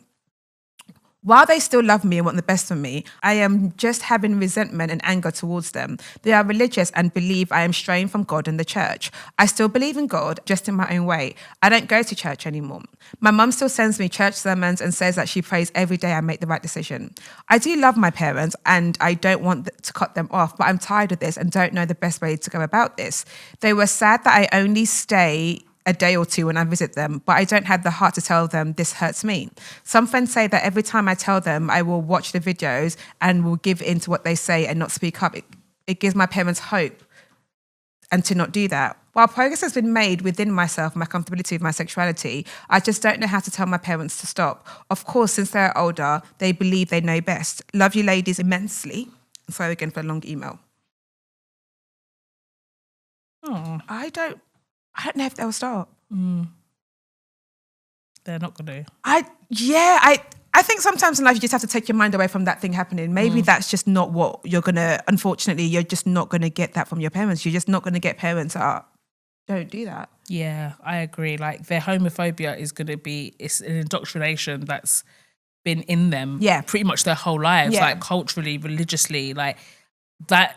And it feels like, oh, I am their child, so wouldn't they be willing to unlearn that for the benefit of me or for my love or whatever? But it feels like it's too deep rooted. And that's the thing. Even if the love of their child can't override this hate they have for this thing, they're never going to be able to stop. Exactly. Because you would think that would be the biggest motivation. That I hate this thing, but I love my child so much, exactly. I'm going to try and understand it. And if they don't do that, then... Exactly. So if you are not going to be a bigger motivation, and that's not a bearing on how much they love you, by the way, it's just... too much of an unlearning. It's just too much for them to do at this stage in their lives. So I think that you just need to, and you already have anyway, but like come to real peace with it. And it's just accept that it has no bearing on their love for you as their son. It's just, they just can't accept you for your entirety. And that's awful. And you shouldn't have to deal with that. And in an ideal world, everyone's parents would accept them for who they are and just, prioritize their happiness. But I just don't. Unfortunately, they can't. First, I'm really proud of you for telling them and standing up for yourself and telling them about your life and things like that. And I think that's what you've been able to do that, and that's what you've been able to, and that's it. I think to tell them and to expect them to be on your side, that's not up to you now. Like as in, you told them, you've done what you can do, to the assumption that now that you'll be able to change their mind and then they're gonna love queer folks and they're gonna very, very unlikely. Yeah. What you've been able to do is tell them where you are and who you are, and now it's up to them to do the work. The work is not on you anymore. The work is actually on them to do. 100%. 100%. No notes. Next dilemma. Okay. Hi, ladies. I actually can't believe I'm writing in, and if you guys actually read this, I might pass away. Don't pass away. God forbid. You Stay need to alive. hear my advice. Would it count as a dilemma if I don't give you guys your flowers? Nah. I've listened to you guys since I was 15, now 22, and re-listened to old episodes all the time. I cannot express how wonderful you both are and how grateful I am that you give us listeners the honour of knowing you guys. Tolly, I literally inspire to be like you. Aww. The way you carry yourself is so mesmerising, and I'm so jealous of anyone that gets to be your friend. You can be my friend. Don't hate on me, girl. Audrey, you are literally one of a kind. Your jokes and personality are top tier. You never fail to make me laugh. You also got me hooked on Housewives. Haha, I understand the hype. Yes, welcome. I could go on and on, but my dilemma may be kind of long, so just know I love you both down. I listen to you guys so much that I've low-key adopted a UK accent that people point out every now and then. I love that. So to my dilemma. Okay, let's go. I'm a 22-year-old African girl living on Australia, and I need help recovering from 2025. I did everything but die that year. Girl, that was the only thing I did that year. The only thing I did that year was not die. Truly. I started dating this boy at 19, let's call him Red, that has had a crush on me since we were 16. And before I begin, the boy you date at 19 theory is true. He was my first relationship. I was head over heels in love. In the first month of us dating, I caught him texting another girl and flirting. Some way, somehow, I still and do not know how, he manipulated me into thinking it was not cheating, and I stayed. This was one of the worst mistakes I ever made. About 2 weeks later, I found out I was pregnant. Oh, God. It was so traumatic, and there was no real support from him. I couldn't tell my family and felt so alone. The only comfort I really wanted at the time was from him. The only thing he was worried about was getting rid of the baby, which I did on my own. To this day, I think about it every single day. I still stayed with him after that. We had more problems with cheating, texting other girls and his exes, meeting up with them secretly. His girl best friend, which he kissed behind my back. Very long story short, this man treated me absolutely horribly and I'm so traumatized from the relationship. He kept finding some way to manipulate me and make me think that he loves me, and it worked every time. I was eventually able to build the strength to leave him in June 2025 and block him off everything. I later found out my best friend at the time, literally since babies, I do not know a life without her, followed him on Insta, which she wasn't following him whilst we were dating. I confronted her about it and she didn't understand the big issue at first. She ended up cutting me off because I didn't want to be as close as I was with her previously, laughing my ass off. It's crazy how she made me the problem when I don't want to be close to someone that would befriend my ex, let alone one that treated me like absolute shit and traumatized me for life. I definitely do still feel like a heartbreak with our friendship ending, as she really was my best friend. I try to keep this short as possible, but this is a little background of the trauma I cannot get over right now. My question to you ladies is, how do you move on with life after something like this? The healing process has been long. It's getting close to 7 months now, and it still feels like I'm on day one. I wake up dreading every single day and find it so hard to do a simple task. Most days, I really don't want to be here anymore. I go to the gym, I try to eat healthy, I see my friends, but nothing is fulfilling. I journal, I go for walks, I cry about him every day, I think about him every day. I know I was dumb when I was with him, and I've genuinely learned so much from that relationship. I don't regret anything that happened because of what I know now, but sometimes I wonder if the pain is worth knowing all of this. He has also put me off relationships, which I hate because I'm such a lover girl, but so terrified of being hurt again. I really just want it all to stop so I can finally live my life. How long did it take for you guys to get over that heartbreak? They say time heals, but it feels like I'll be stuck here forever. I'm so sorry for this being long, and I hope it's not all over the place. I'm really breaking down now. Any encouraging words from you ladies may give me life for the next 10 years. I love you guys so, so much, and pray you give me the honour of your advice. Aw, bless you. And like, girl, I've been there at that. Ooh, even to the T of the, I remember like breaking up with that ex, right, the awful ex. And I think this was like years later. He randomly will call me like for He does pop up that one. For whatever reason, whatever. And I remember this was years later, and that was it. I had called my best friend at the time to be like, hey, you out? What you up to? Whatever. She was like, oh, no, just chilling, whatever. And then he must have heard that conversation. He called me and he was like, I'm with thingy, you know? Yeah. And I was like, tell you what? And then I went back and I was like, where are you? What was he She's doing like, then? I'm just chilling. I was like, where are you? And then we stopped talking, and that's what made me, because I was like, why are you trying to be friends with someone? So I say that to say that's even deeper than like following someone, because that's the following's weird. Why are you at his house? Why are you friends with someone? Not only was my ex, but literally, do you know there's an ex that are like, okay, we just broke up because it didn't work out. No, this ex, you knew I wanted to die. Like, I've called you multiple times crying about this ex, you know all of the stories. So I say that to say that thing, you're not alone in it. It's weird. Yeah, that is I think weird. Some women just... What are you doing? I almost assume like, there's like, have you hated me the whole time? Yeah, what are you actually doing? Did you hate me the whole time? Or are you just happy to have one over me? It's just a weird thing. And I'll never understand the psyche of why people do that. I think a big thing as well is when you're saying you're thinking about him all the time, Robbie, you're not crying about him, you're actually crying for yourself. Like, and 7 months, girl. Yeah, it's still fairly early. I'm not even going to act like, you probably got a year and a bit of this shit to go. And there's even grown women who have broken up with people 10 years down. And not that they're not over that person. They're not over how, either they haven't forgiven themselves for staying. They're not over how that person made them feel. They still have residue of what that person's left in them and how they deal with things. So they could have broke up 10 years ago and then with someone new and this person didn't answer their phone calls. They're going straight back to that girl who used to be punished for someone not, for an argument or whatever. Yeah. So I'd say that to say that don't feel like you are like a weaker girl because you're going through these things and these things are harder for you to do. It is incredibly hard to get over someone, especially when it was really awful.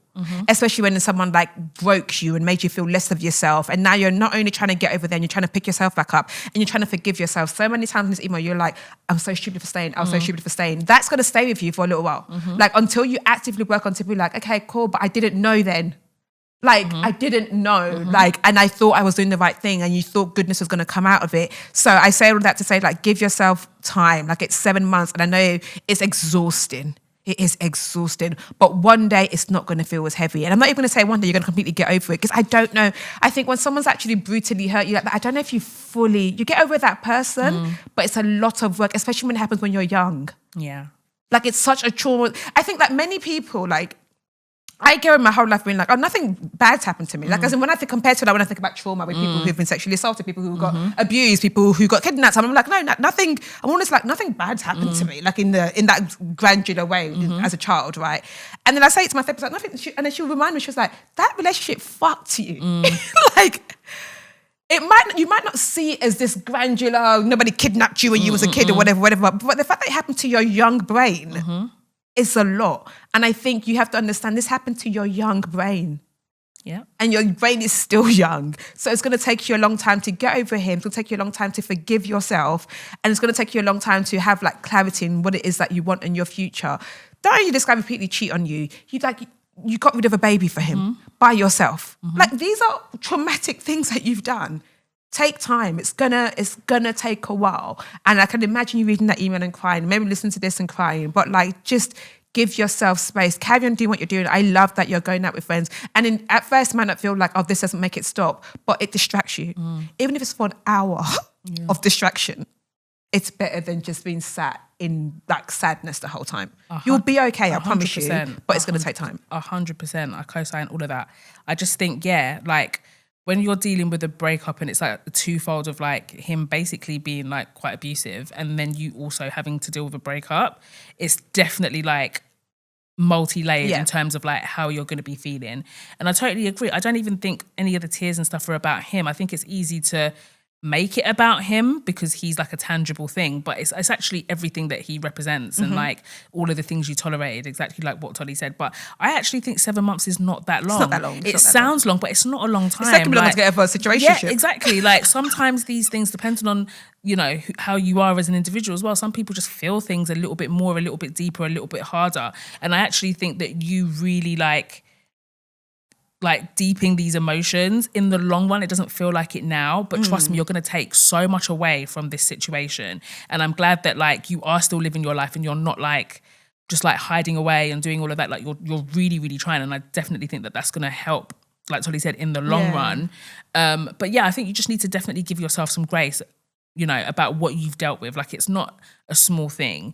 And he essentially abandoned you at a time where your hormones were all over the place, you were feeling lost, and then on top of it, I'm even talking about the double whammy of like the relationship. Your best friend that but you've now now your lost. best girl, like you have been through enough. some things. Like, give yourself some time Yeah. to process all of your emotions, to process the situation. Again, it's not going to be an overnight thing. It may be something that never leaves you, but I promise you, like, it is, you're going to take these life lessons into future relationships and it's going to make you better. It doesn't feel that way now because you're still very much in the thick of it, but you've got to remember you're grieving the end of a relationship, the loss of a pregnancy, the loss of a best friend. Yeah. There's bare things in this equation. So yeah, I totally agree. Keep on doing what you're doing. Keep getting up every day, trying to be productive, doing all of that. It will work out in the long run. But just be softer and be kinder to yourself, because what you've dealt with is a lot. And honestly, it sucks being a lover girl, but also being very And then aware having of to have men's your wickedness. wall up. Like, it's actually like, trust me, I'm the same. I'm very much a lover girl, but I'm always like, these niggas.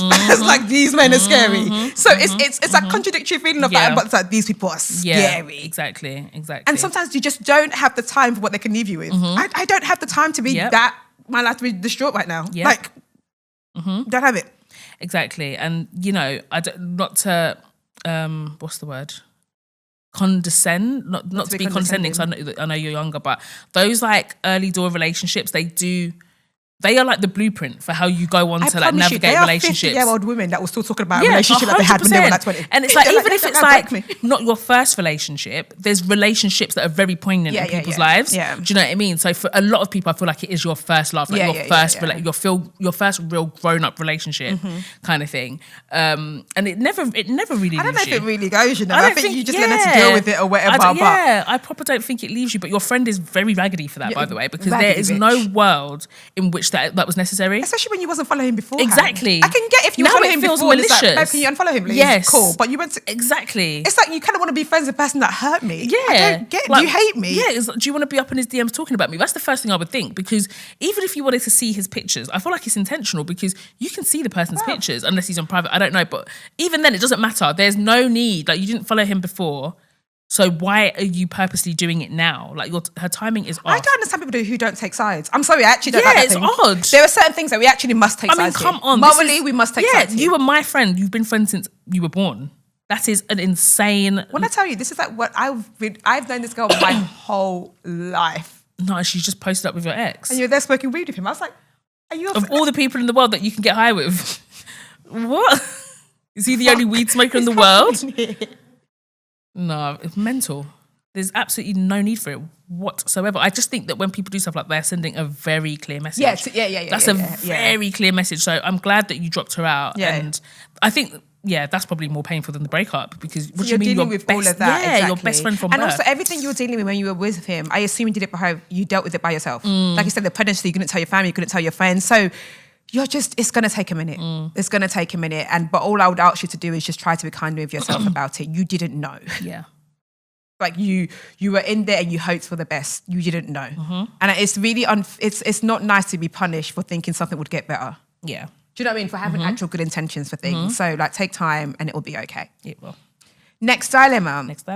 Hello, ladies. Let me start off by saying thank you. You really don't know how much listening to you women has picked me up from my darkest hour, made me laugh and completely changed my mindset. You've helped me build the respect for myself I was lacking in my younger years, and for that I will forever be grateful. Aww. Thank you. So my dilemma. I was dating my ex for 3 years, and to be completely honest, I should have dashed him from the get. As much as there was so much love on my side, his constant disrespect of speaking to other women, lying about his whereabouts, not including me in big family events, and being caught on Hinge should have made me run. However, I was a dickhead. The final nail in the coffin was finding out that he was sleeping with men, and he had been since he was 15. He's now 27. Didn't know it's a river in Egypt. And to top it off, I only found out about this due to him giving me gonorrhea, which of course I didn't know I had. I was with him for 3 years, ended up with A&E with an infection. Jesus. Oh, God. Anyway, this is not my dilemma. How? What else is happening? Anyway, this is not my dilemma. My dilemma is when we got together, I got his 19-year-old sister a job at my company. I know what you're going to say. Don't mix business with pleasure and fuck, but I don't know that now. But at the time, she was in a dark place and I really wanted to help her out. She's always been a brat and the whole family were just weird. Since me and my ex split up, she's completely blanks me to the point she will address the other people I'm standing with, but not me. She completely looks straight through me. Please bear in mind, I've done the most for this girl, from being there during her breakdowns, keeping it from my now boyfriend who also works with us, and that she was begging for her ex back, driving her to stalk her ex, and getting her into a well-established corporate job from her retail job she was working. Also, side note, this now boyfriend also ignores me, even though I worked with him prior to her starting. The reason I wrote this is because now I'm at a point where the more I fall out of love with my ex, the more I hate his sister. How do I navigate this? I thought about sacking it all off and leaving my job for who? And then I think, no, I've worked hard to get where I am, plus I'm paid very well. But this hate for her is building inside of me. I want to say to her, who the fuck do you think you are, little girl? But I can't because it's work and she's also a massive snitch. So it would definitely be pulled up a bullying card. She seems to talk to everybody else about the situation except me, stating that she thought ignoring me was the best thing to do. I never expected her to slag off her brother to me or even speak about a situation. I'm respectful of the fact that it would be awkward for her, but would I expect her to treat me like a human being and be polite, especially for work purposes? Yes, I did. And gosh, if only she knew her brother was gay. No, I haven't told his secret. Why did I say gay like that? Gay. That's exactly how she wrote it. No, I haven't told his secret. I'm not going to lie and say it hasn't crossed my mind, but I'm just not that way inclined. He would die before he tells people the truth. Also, she's very brave for someone that only a couple of months ago was messaging her ex-boyfriend, which I have the messages she sent to him on my phone. Ladies, what do I do? Please help. Oh. Sorry, this is long. I tried to keep it short, but there's so much to unpack. There really is. Do you know what it is? You're not mad at the sister. You're mad at him. Mad at the You're mad at boyfriend. him, and you're just misdirect. Listen, I'm not saying she's not raggedy because she sounds incredibly annoying, but at the end of the day, she's a non-factor in the situation. And I think do the you know thing what I is, mean? she's like, why would you hate me? Like, your brother was one that like ruined my life. Your brother was one that was cheating on me. So what gives you the audacity to treat me like this? But like I said earlier this episode, you have to be okay with not being liked. Yeah, exactly. And picking a side. Because who the fuck is this girl? Yeah, exactly. Like, she's a is little she? girl. She's a You've got little her girl. a job. You've got her a job. You You're people her mum. have to. She's your son. One of my greatest skills, I can ignore someone so much. They will start to wonder if they were there. You know, I maybe she didn't see. No, maybe I didn't go to the kitchen at the same time as her. Actually, no, I must have. You have to learn to be like, this person does not exist in your life anymore. Like, I think you would have said, but it's not like you guys work on the same team. It's not like she reports to you or you report to her. It just seems like you work in the same business and you see her in the kitchen sometimes and she airs you. And it's annoying for you because she feels like she's got the upper hand. You two, you have to learn the skill of who the fuck are you? Yeah, 100%. And you've got all of these weapons in your arsenal anyway. So it's just like, but listen, aside from all of that, you've done nothing wrong. Like, you've done nothing wrong. Like, you know, she is just, I don't know what her MO is, but you can't focus on her. I think she's a small fish in the grand scheme of things. Do you know what I mean? And I just think that you're giving her way too much energy and you're investing way too much time and energy in this person. And she's acting like she don't give a fuck about you. You absolutely need to do the same thing. And I think is Brent snoring? This has never happened in the history of life. Has overworked. Brent doesn't sleep. He's worked about 60 different projects. Brent doesn't slip ever. Oh, Brent, you were snoring. Brent, I swear down, you were snoring. Brent, you actually were. We had you dozed off, you snoozed. You snoozed. Don't cut that out of the recording, by the way. You better leave it in. You can't get the staff these days. Anyway, sorry, Brent. Sorry, Audrey, go on. Yeah, no. So I just think that you just need to play her at her own game. Like, air her too. And if anything, like, I think this is probably the best case scenario. I know it's frustrating because it feels like you should have aired her first or whatever. She got their first call, whatever. But actually, this is the best case scenario. You don't really want to have... I think it'll be more awkward if you were cool with the sister, everything that he done to you and all the rest of it. I think now this just gives you the clean break that you need from that family. And yeah, you got her the job and she's a disrespectful little bitch or whatever.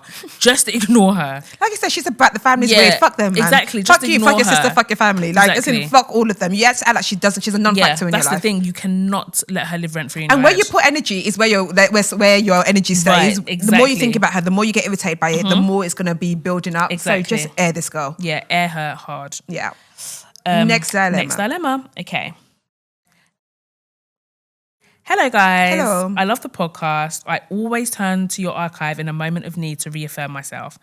Not I find myself coming to you with a dilemma. Okay, I hear it. I've been seeing this man recently and he's been a traveller most of his working life. Lived around the world working as a photojournalist and now in a more stable staff job, he wants to settle. So he says, 8 years older than me, I'm 31. The dates are electric and passionate. He's fun and good looking. However, on the last date, date 4, we had a more serious talk of what this could be and he told me he's really enjoying everything, but there is something he needs to tell me. Oh. An old flame from his time back in Argentina is flying out to see him. She's already booked before we'd been on our first date and he didn't know how to tell me. Okay. Obviously, it's early days for us and I didn't feel like I could say anything. We're still getting to know each other.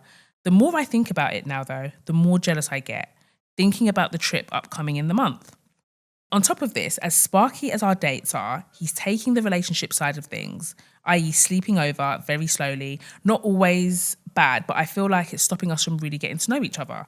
Am I expecting too much? Should I say I don't want him to see her with her coming? I feel like I'm tied to the tracks and watching the train approach. Help. Why did he tell you that? I'm not trying to be funny, but why did he tell her about the ex coming to town? When they're still relatively new, they're still dating, nothing, they're not in a... I mean, it's good that he's being honest. Yeah, like, that's very transparent. But, like, what the fuck was I doing now that look, for? he's caused all kinds of problems. Now look, this is what I tell you people, don't be honest. I'm joking. There's nothing you can do about it. No. There's nothing you can do about it. Do you know why? Because at the end of the day... No. Let me take it back. This is very simple, actually. Because really and truly, he could just tell her not to come. She's booked her flight. So she doesn't have to, she's staying with him, right? He clearly, no. They're not staying together. He doesn't even sleep over yet. He's taking all of that thing slowly. No, with the new girl. Yeah. But the ex. Yeah. I mean, the girl that she's staying with him. The girl in Argentina that's coming to see him. But he clearly wants to see her. Yeah, he does. Yeah, he wants to see her. He clearly wants to see her. He also wants to see what this thing is going to be as well. He clearly wants to see her. Yeah, because I was thinking, well, really and truly, if we were heading in that direction, then I think I would just be like, look, now that he's been transparent, but she's going to stay elsewhere, I'm just letting you know. I might have to like entertain her. But and also, he's clearly just trying to take it slow with you. He's not sleeping over yet. He's not trying to be committal. He's been honest, but he's not committed to anything yet. So he has every right to still trying to see this old flame, see what's going to happen. Yeah. You just have to hope they don't get on. Yeah, and doesn't want to move back together. You've got every right to be jealous and feel away. Just feel jealous, feel it, feel your feelings. I'm not saying you shouldn't feel your feelings, but can you imagine? It ain't much you can. Sick. That week of their I will not know peace that week. I think I'd have to book a flight and go somewhere. Yeah, I will not know peace that week. Because that would be so stressful. And because that week you probably assume that he probably won't text you as much, probably won't get to talk that. Yeah, it's going to be awful. Oh, that is going to be hell. Sorry, I'm not supposed to be making it worse, but that is going to be really awful. But or else you, obviously you know your relationship, or else you're in a position where you can tell him, hey, I actually really don't want her to come. Yeah, I mean, there's definitely that option where she can just be like, do you know what? I'm not trying to stop you from doing it, but I'm not happy about this. Like, I feel a way about it. Because at the end of the day, he opened up this can of worms by telling you this information. So he also can't control how you deal with it. So if you feel it in your spirit to tell him how you feel, because that might, I don't know, that might determine what happens next in your situation. And I've definitely like been in situations and know of people that have held back from being honest about how they feel about something, and then the other person's gone elsewhere because they didn't think you liked them that much. Yeah. So I definitely do think that sometimes it can benefit you to be very vulnerable, but for the right people. I'm not saying that do that with every Tom, Dick and Harry, because not everyone deserves it. But if you feel comfortable in the situation, you really like the person, you feel safe, I feel like there is certain times it's worth saying, and it's worth like opening up to that person, because next thing you know, he thinks you're not bothered because you're doing up cool girl, and then Miss Argentina comes over. And the next thing you know, he's like, oh, well, I didn't think you liked me that much anyway. Yeah, because I didn't think you were that bothered. Maybe say to me, like, I'll be very honest, like, I do feel a way about this. I understand you have to do this, but it does make me feel a little bit upset and jealous. Yeah. Yeah. Aww. Yeah, but it's early days. There's not much you can really do. What can you do? This is the politics of these sort of... I know, that weird stage is just weird. It's so annoying. Those are the kind of things I just wish you didn't tell me. Be my boyfriend. I actually just wish you didn't tell me. Yeah. That's what I'd wish for. Oh. Because now I have to carry it. Now I have to think about what's happening that week. Now if I text you on Monday and I hear back from you Wednesday, how comes you guys falling back in love again? I remember one time... And I know that bitch from Argentina is sexy as fuck. Oh, yeah, she's definitely going to come... You're not flying all of those hours. And then he loves taking pictures. Are they posting and taking pictures together now? Exactly. Oh, God, that would be hell. That would be hell. That would be hell. But anyway... Next dilemma. Hi, Tolly and Audrey. I hope you're both well. I just want to say thank you for the podcast. I've been listening for a long time and I really appreciate the honesty, humour and care you bring to every episode. It generally feels like advice on big sisters, so I'd really value your perspective on my situation. Not to be that person, but I really didn't think I'd ever write in a dilemma. Here we are. My boyfriend refuses to contribute to rent in our shared flat. What do you mean? What do you mean? Get the fuck out. Heavy on the shared flat part. Huh? My boyfriend refuses to contribute to rent in our shared flat for the next 3 to 4 months, despite it being just the two of us living here and him working full time.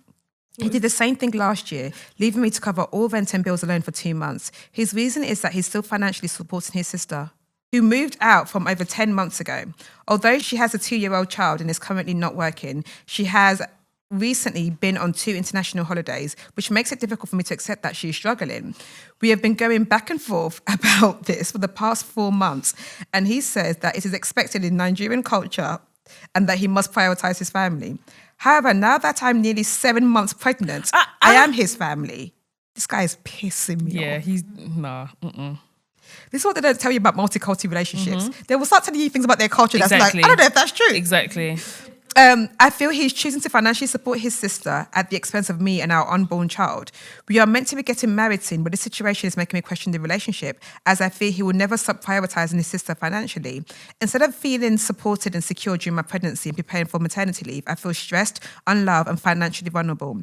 Every attempt to discuss this ends in a shouting match, and I've made it clear that while I want us to live together, I will not be willing to fund both of us when he is capable of paying his share.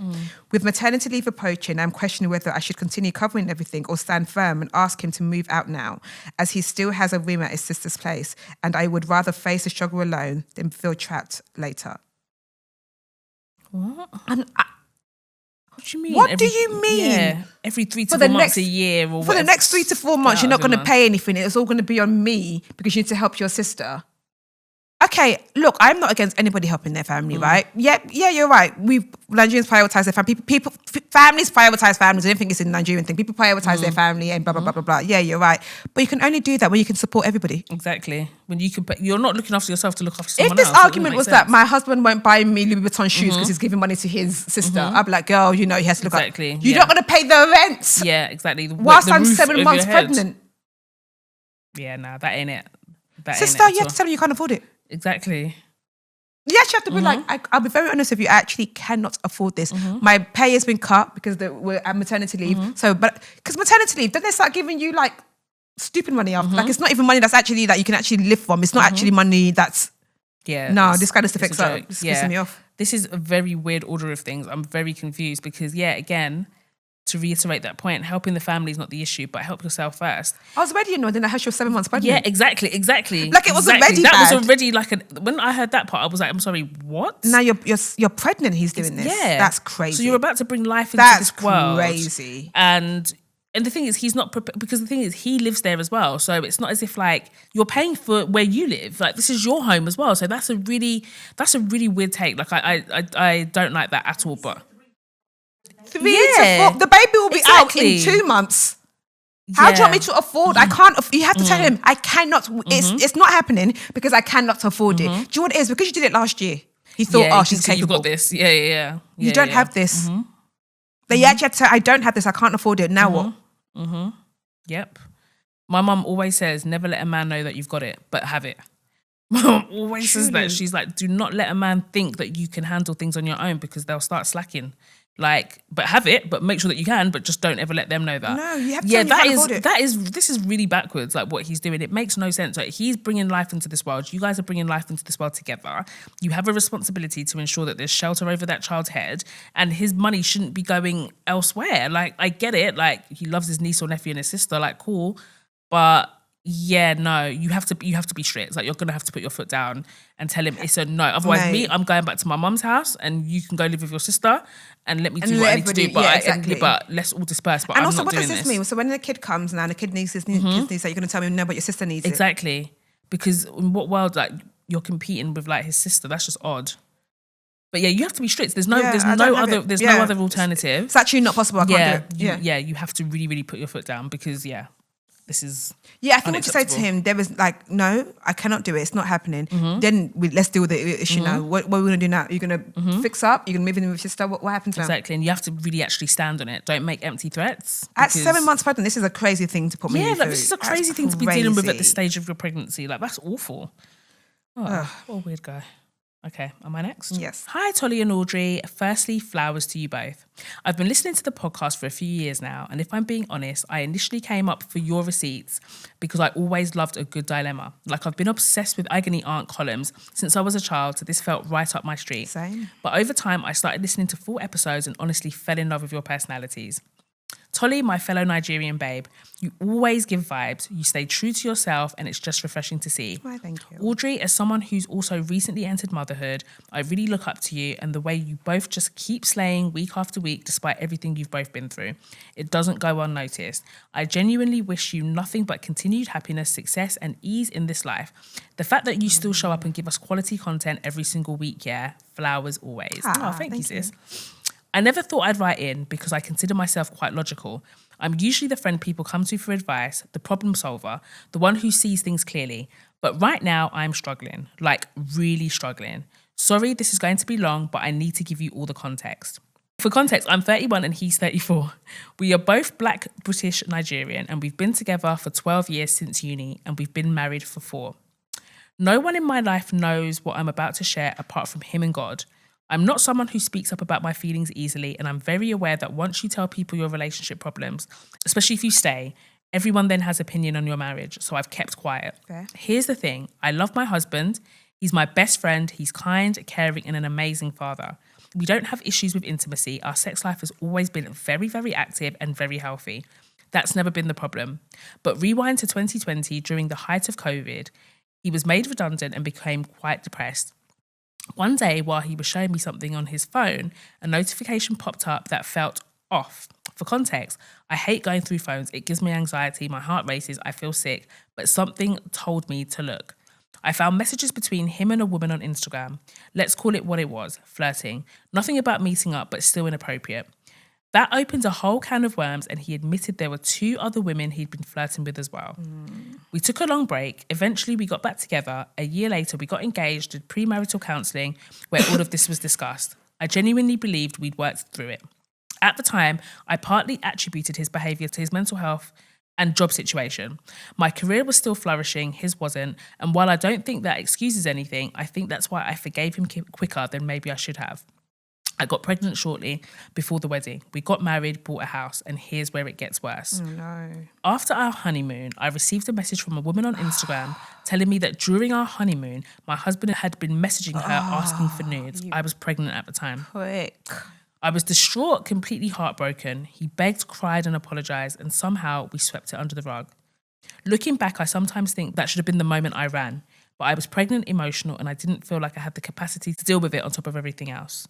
Fast forward, our daughter is now 4 years old. She's beautiful and he's genuinely a great dad. We've had the usual parenting struggles, but I don't feel like I'm carrying everything alone. We've found our balance. Recently, we decided to restart relationship check-ins. We used to do quarterly reviews. Yes, we're those people. And now we do them monthly. We talk about everything, finances, parenting, spirituality, but trust has always been the thing we danced around. So we decided to finally talk about the elephant in the room. About a month after our 4-year wedding anniversary, I told him something I'd been holding in for years. I feel like I never really punished him for what he did. I forgave him while pregnant, while trying to keep my family together, and I think a part of me regrets that. I see friends whose partners cheated and were properly dealt with, and those men never tried it again, and I don't feel like I scared him straight. Something in me then said, let's go through your phone openly. Ooh. He gave me his phone and work phone, but he was shaking. I knew. I went through it and found multiple conversations with different women, a lot of flirting, ego-boosting messaging, and he had met up with one of them. You piece of The shit. chat made it clear nothing physical happened, but to me, meeting up is already crossing a massive line. After finding the messages and the meetup, I pushed for complete honesty, the kind where everything comes out no matter how ugly. During the conversation, more things were revealed that I didn't previously know.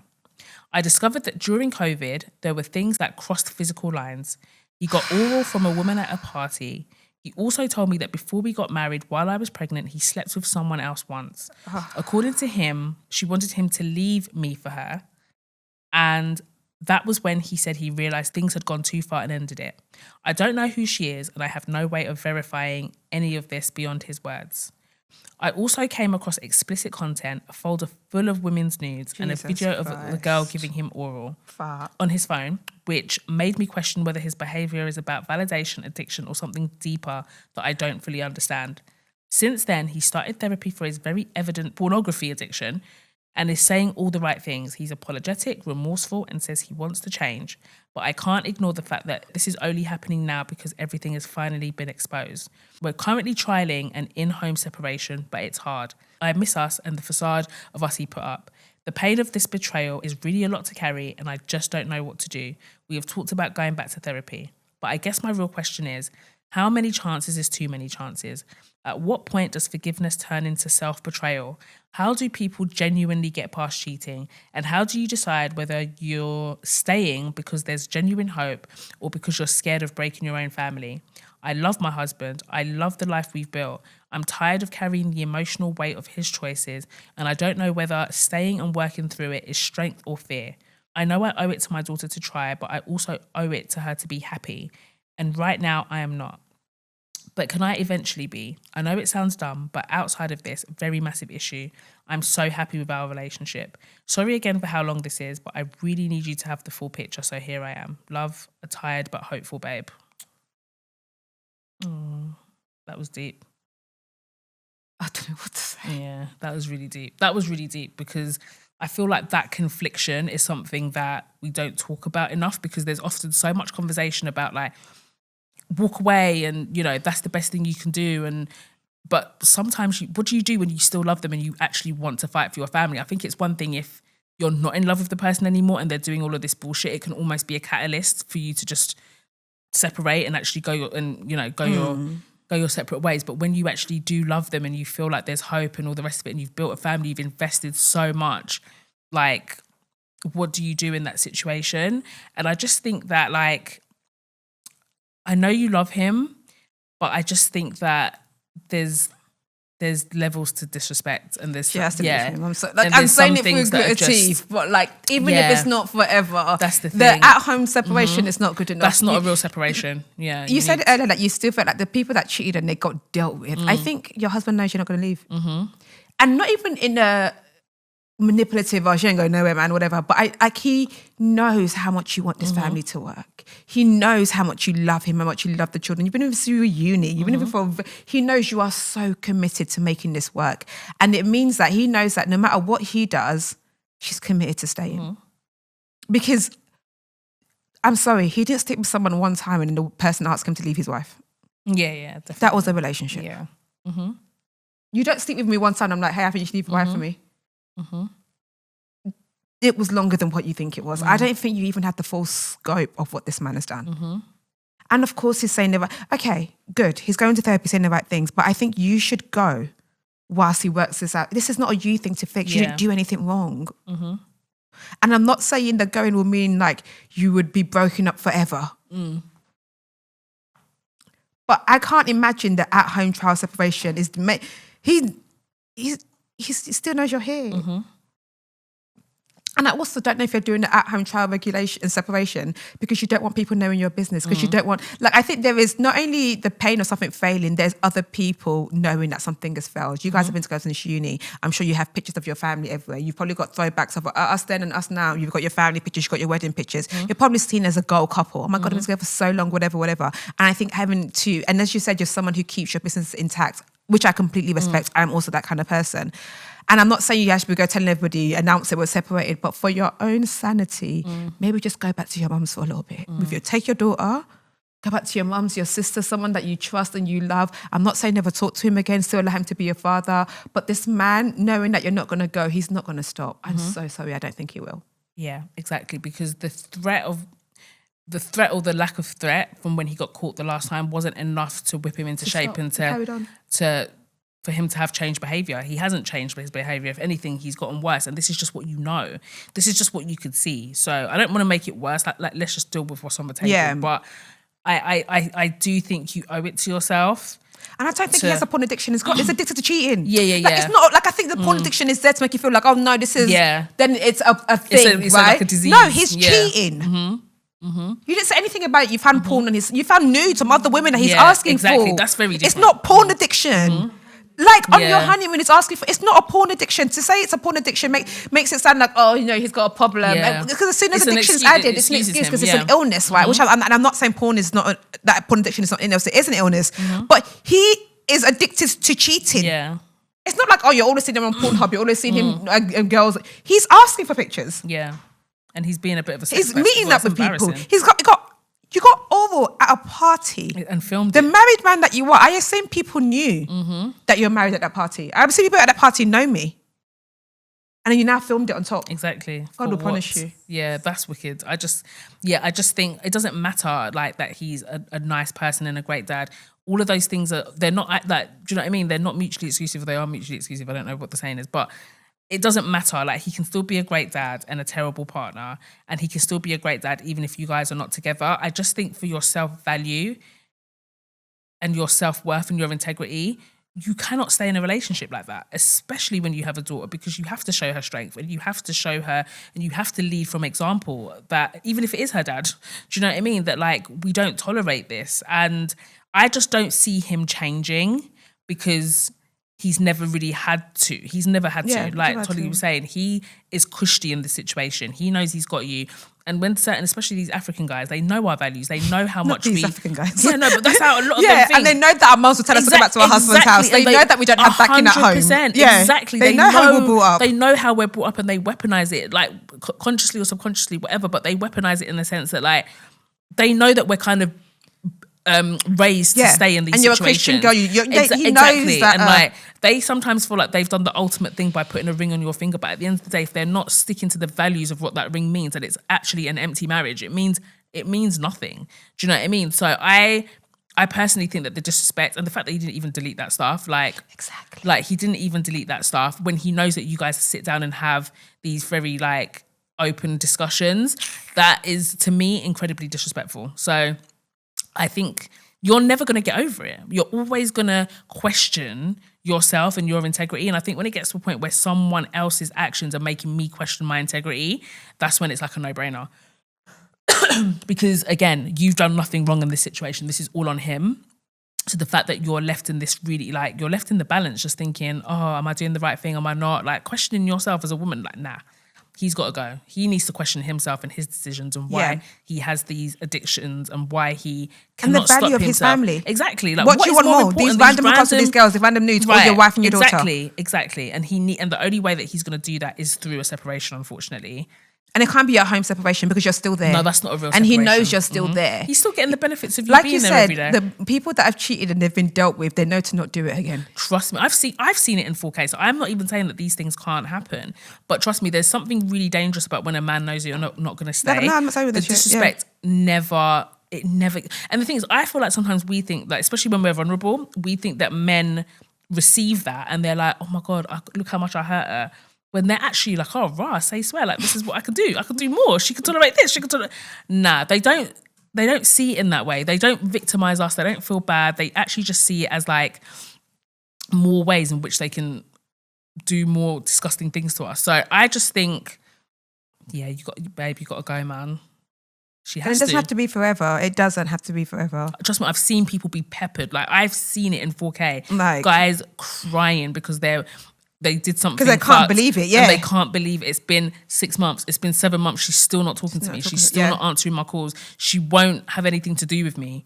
Like, they actually cannot believe it. And I know a guy that was like, I will never in my life, I won't even look at another woman because he was so fearful and like what his like ex put him through when oh my God, she really made that man suffer. And I feel like that's the only way if you have the intention of like making it work. But yeah, for your own self, you have to leave. Oh man. Yeah, and the thing is, it's not going to be easy. This is hard. Like you love your life, you love your family, you love your husband, and you love your child. Like it's hard. Yeah. But I think maybe sometimes fighting for your family is fighting for you. And again, I'm not saying look, when it comes to marriage, I'm. Like I said, I that's marriage people's business. I'm not one to be like, yeah, end it, divorce. I'm not like. Obviously, there are moments I like. If you don't leave that man right now, run for the hills. But there just needs to be a separation. And I know you don't want to talk to people. I know you're keeping back, but there must be a man. This your husband regards. There must be. If it's a pastor, if it's an uncle, if it's a dad. I know you don't want to talk about it, but sometimes somebody else needs to get into his head and it just can't be you. And also, I feel like that whole, I get that whole thing, but there has to be people that, when the people that you talk to, I'm not saying that go on socials and start airing out your dirty laundry. That's very different to having people that you trust and that you value their opinions, that you can share these things with to get outsiders' opinions. Like, I think that we actually owe it to ourselves to be more involved in people's business, like people's marriages. And I can't remember where I heard it, but I remember Marvin Harrison talking about it. And he was like, everybody that showed up, if you invited people to your wedding, they should be able to like counsel you in your marriage. Do you know what I mean? Like, there's no reason why people can be a part of such a big day. Like, you shouldn't be having people there that you wouldn't trust to provide counsel for when you're down. And not with everything, of course, but like, if you're in a position where like shit is really hitting the fan, like, you should be able to speak to people about it. I honestly think that like a problem shared is a problem halved. Like, I really, really do believe that. And you just never know what insights people are going to have and how they, and what other people have gone through and what they can share to help benefit your situation. But again, like, be guided. Like, I'm not saying just tell everybody that was invited to the reception, but your nearest and dearest, there's no reason why you should be internalizing all of that stuff and dealing with it on your own, because it's a lot. It's a lot. It's a lot. But I think she should go. And I think he even sees comfort in knowing that nobody else knows about this. No one's in your 100%, ear. Like, they bank on the silence. So they kind of, they bank on your silence. Yeah. You know? I'm sorry, this is hard. Yeah, that is awful. That was really well written. Yeah. But yeah, that is it for this episode. That's all, folks. That's all, folks. I've been your girl, Tolly T. And just call me Audrey. Bye.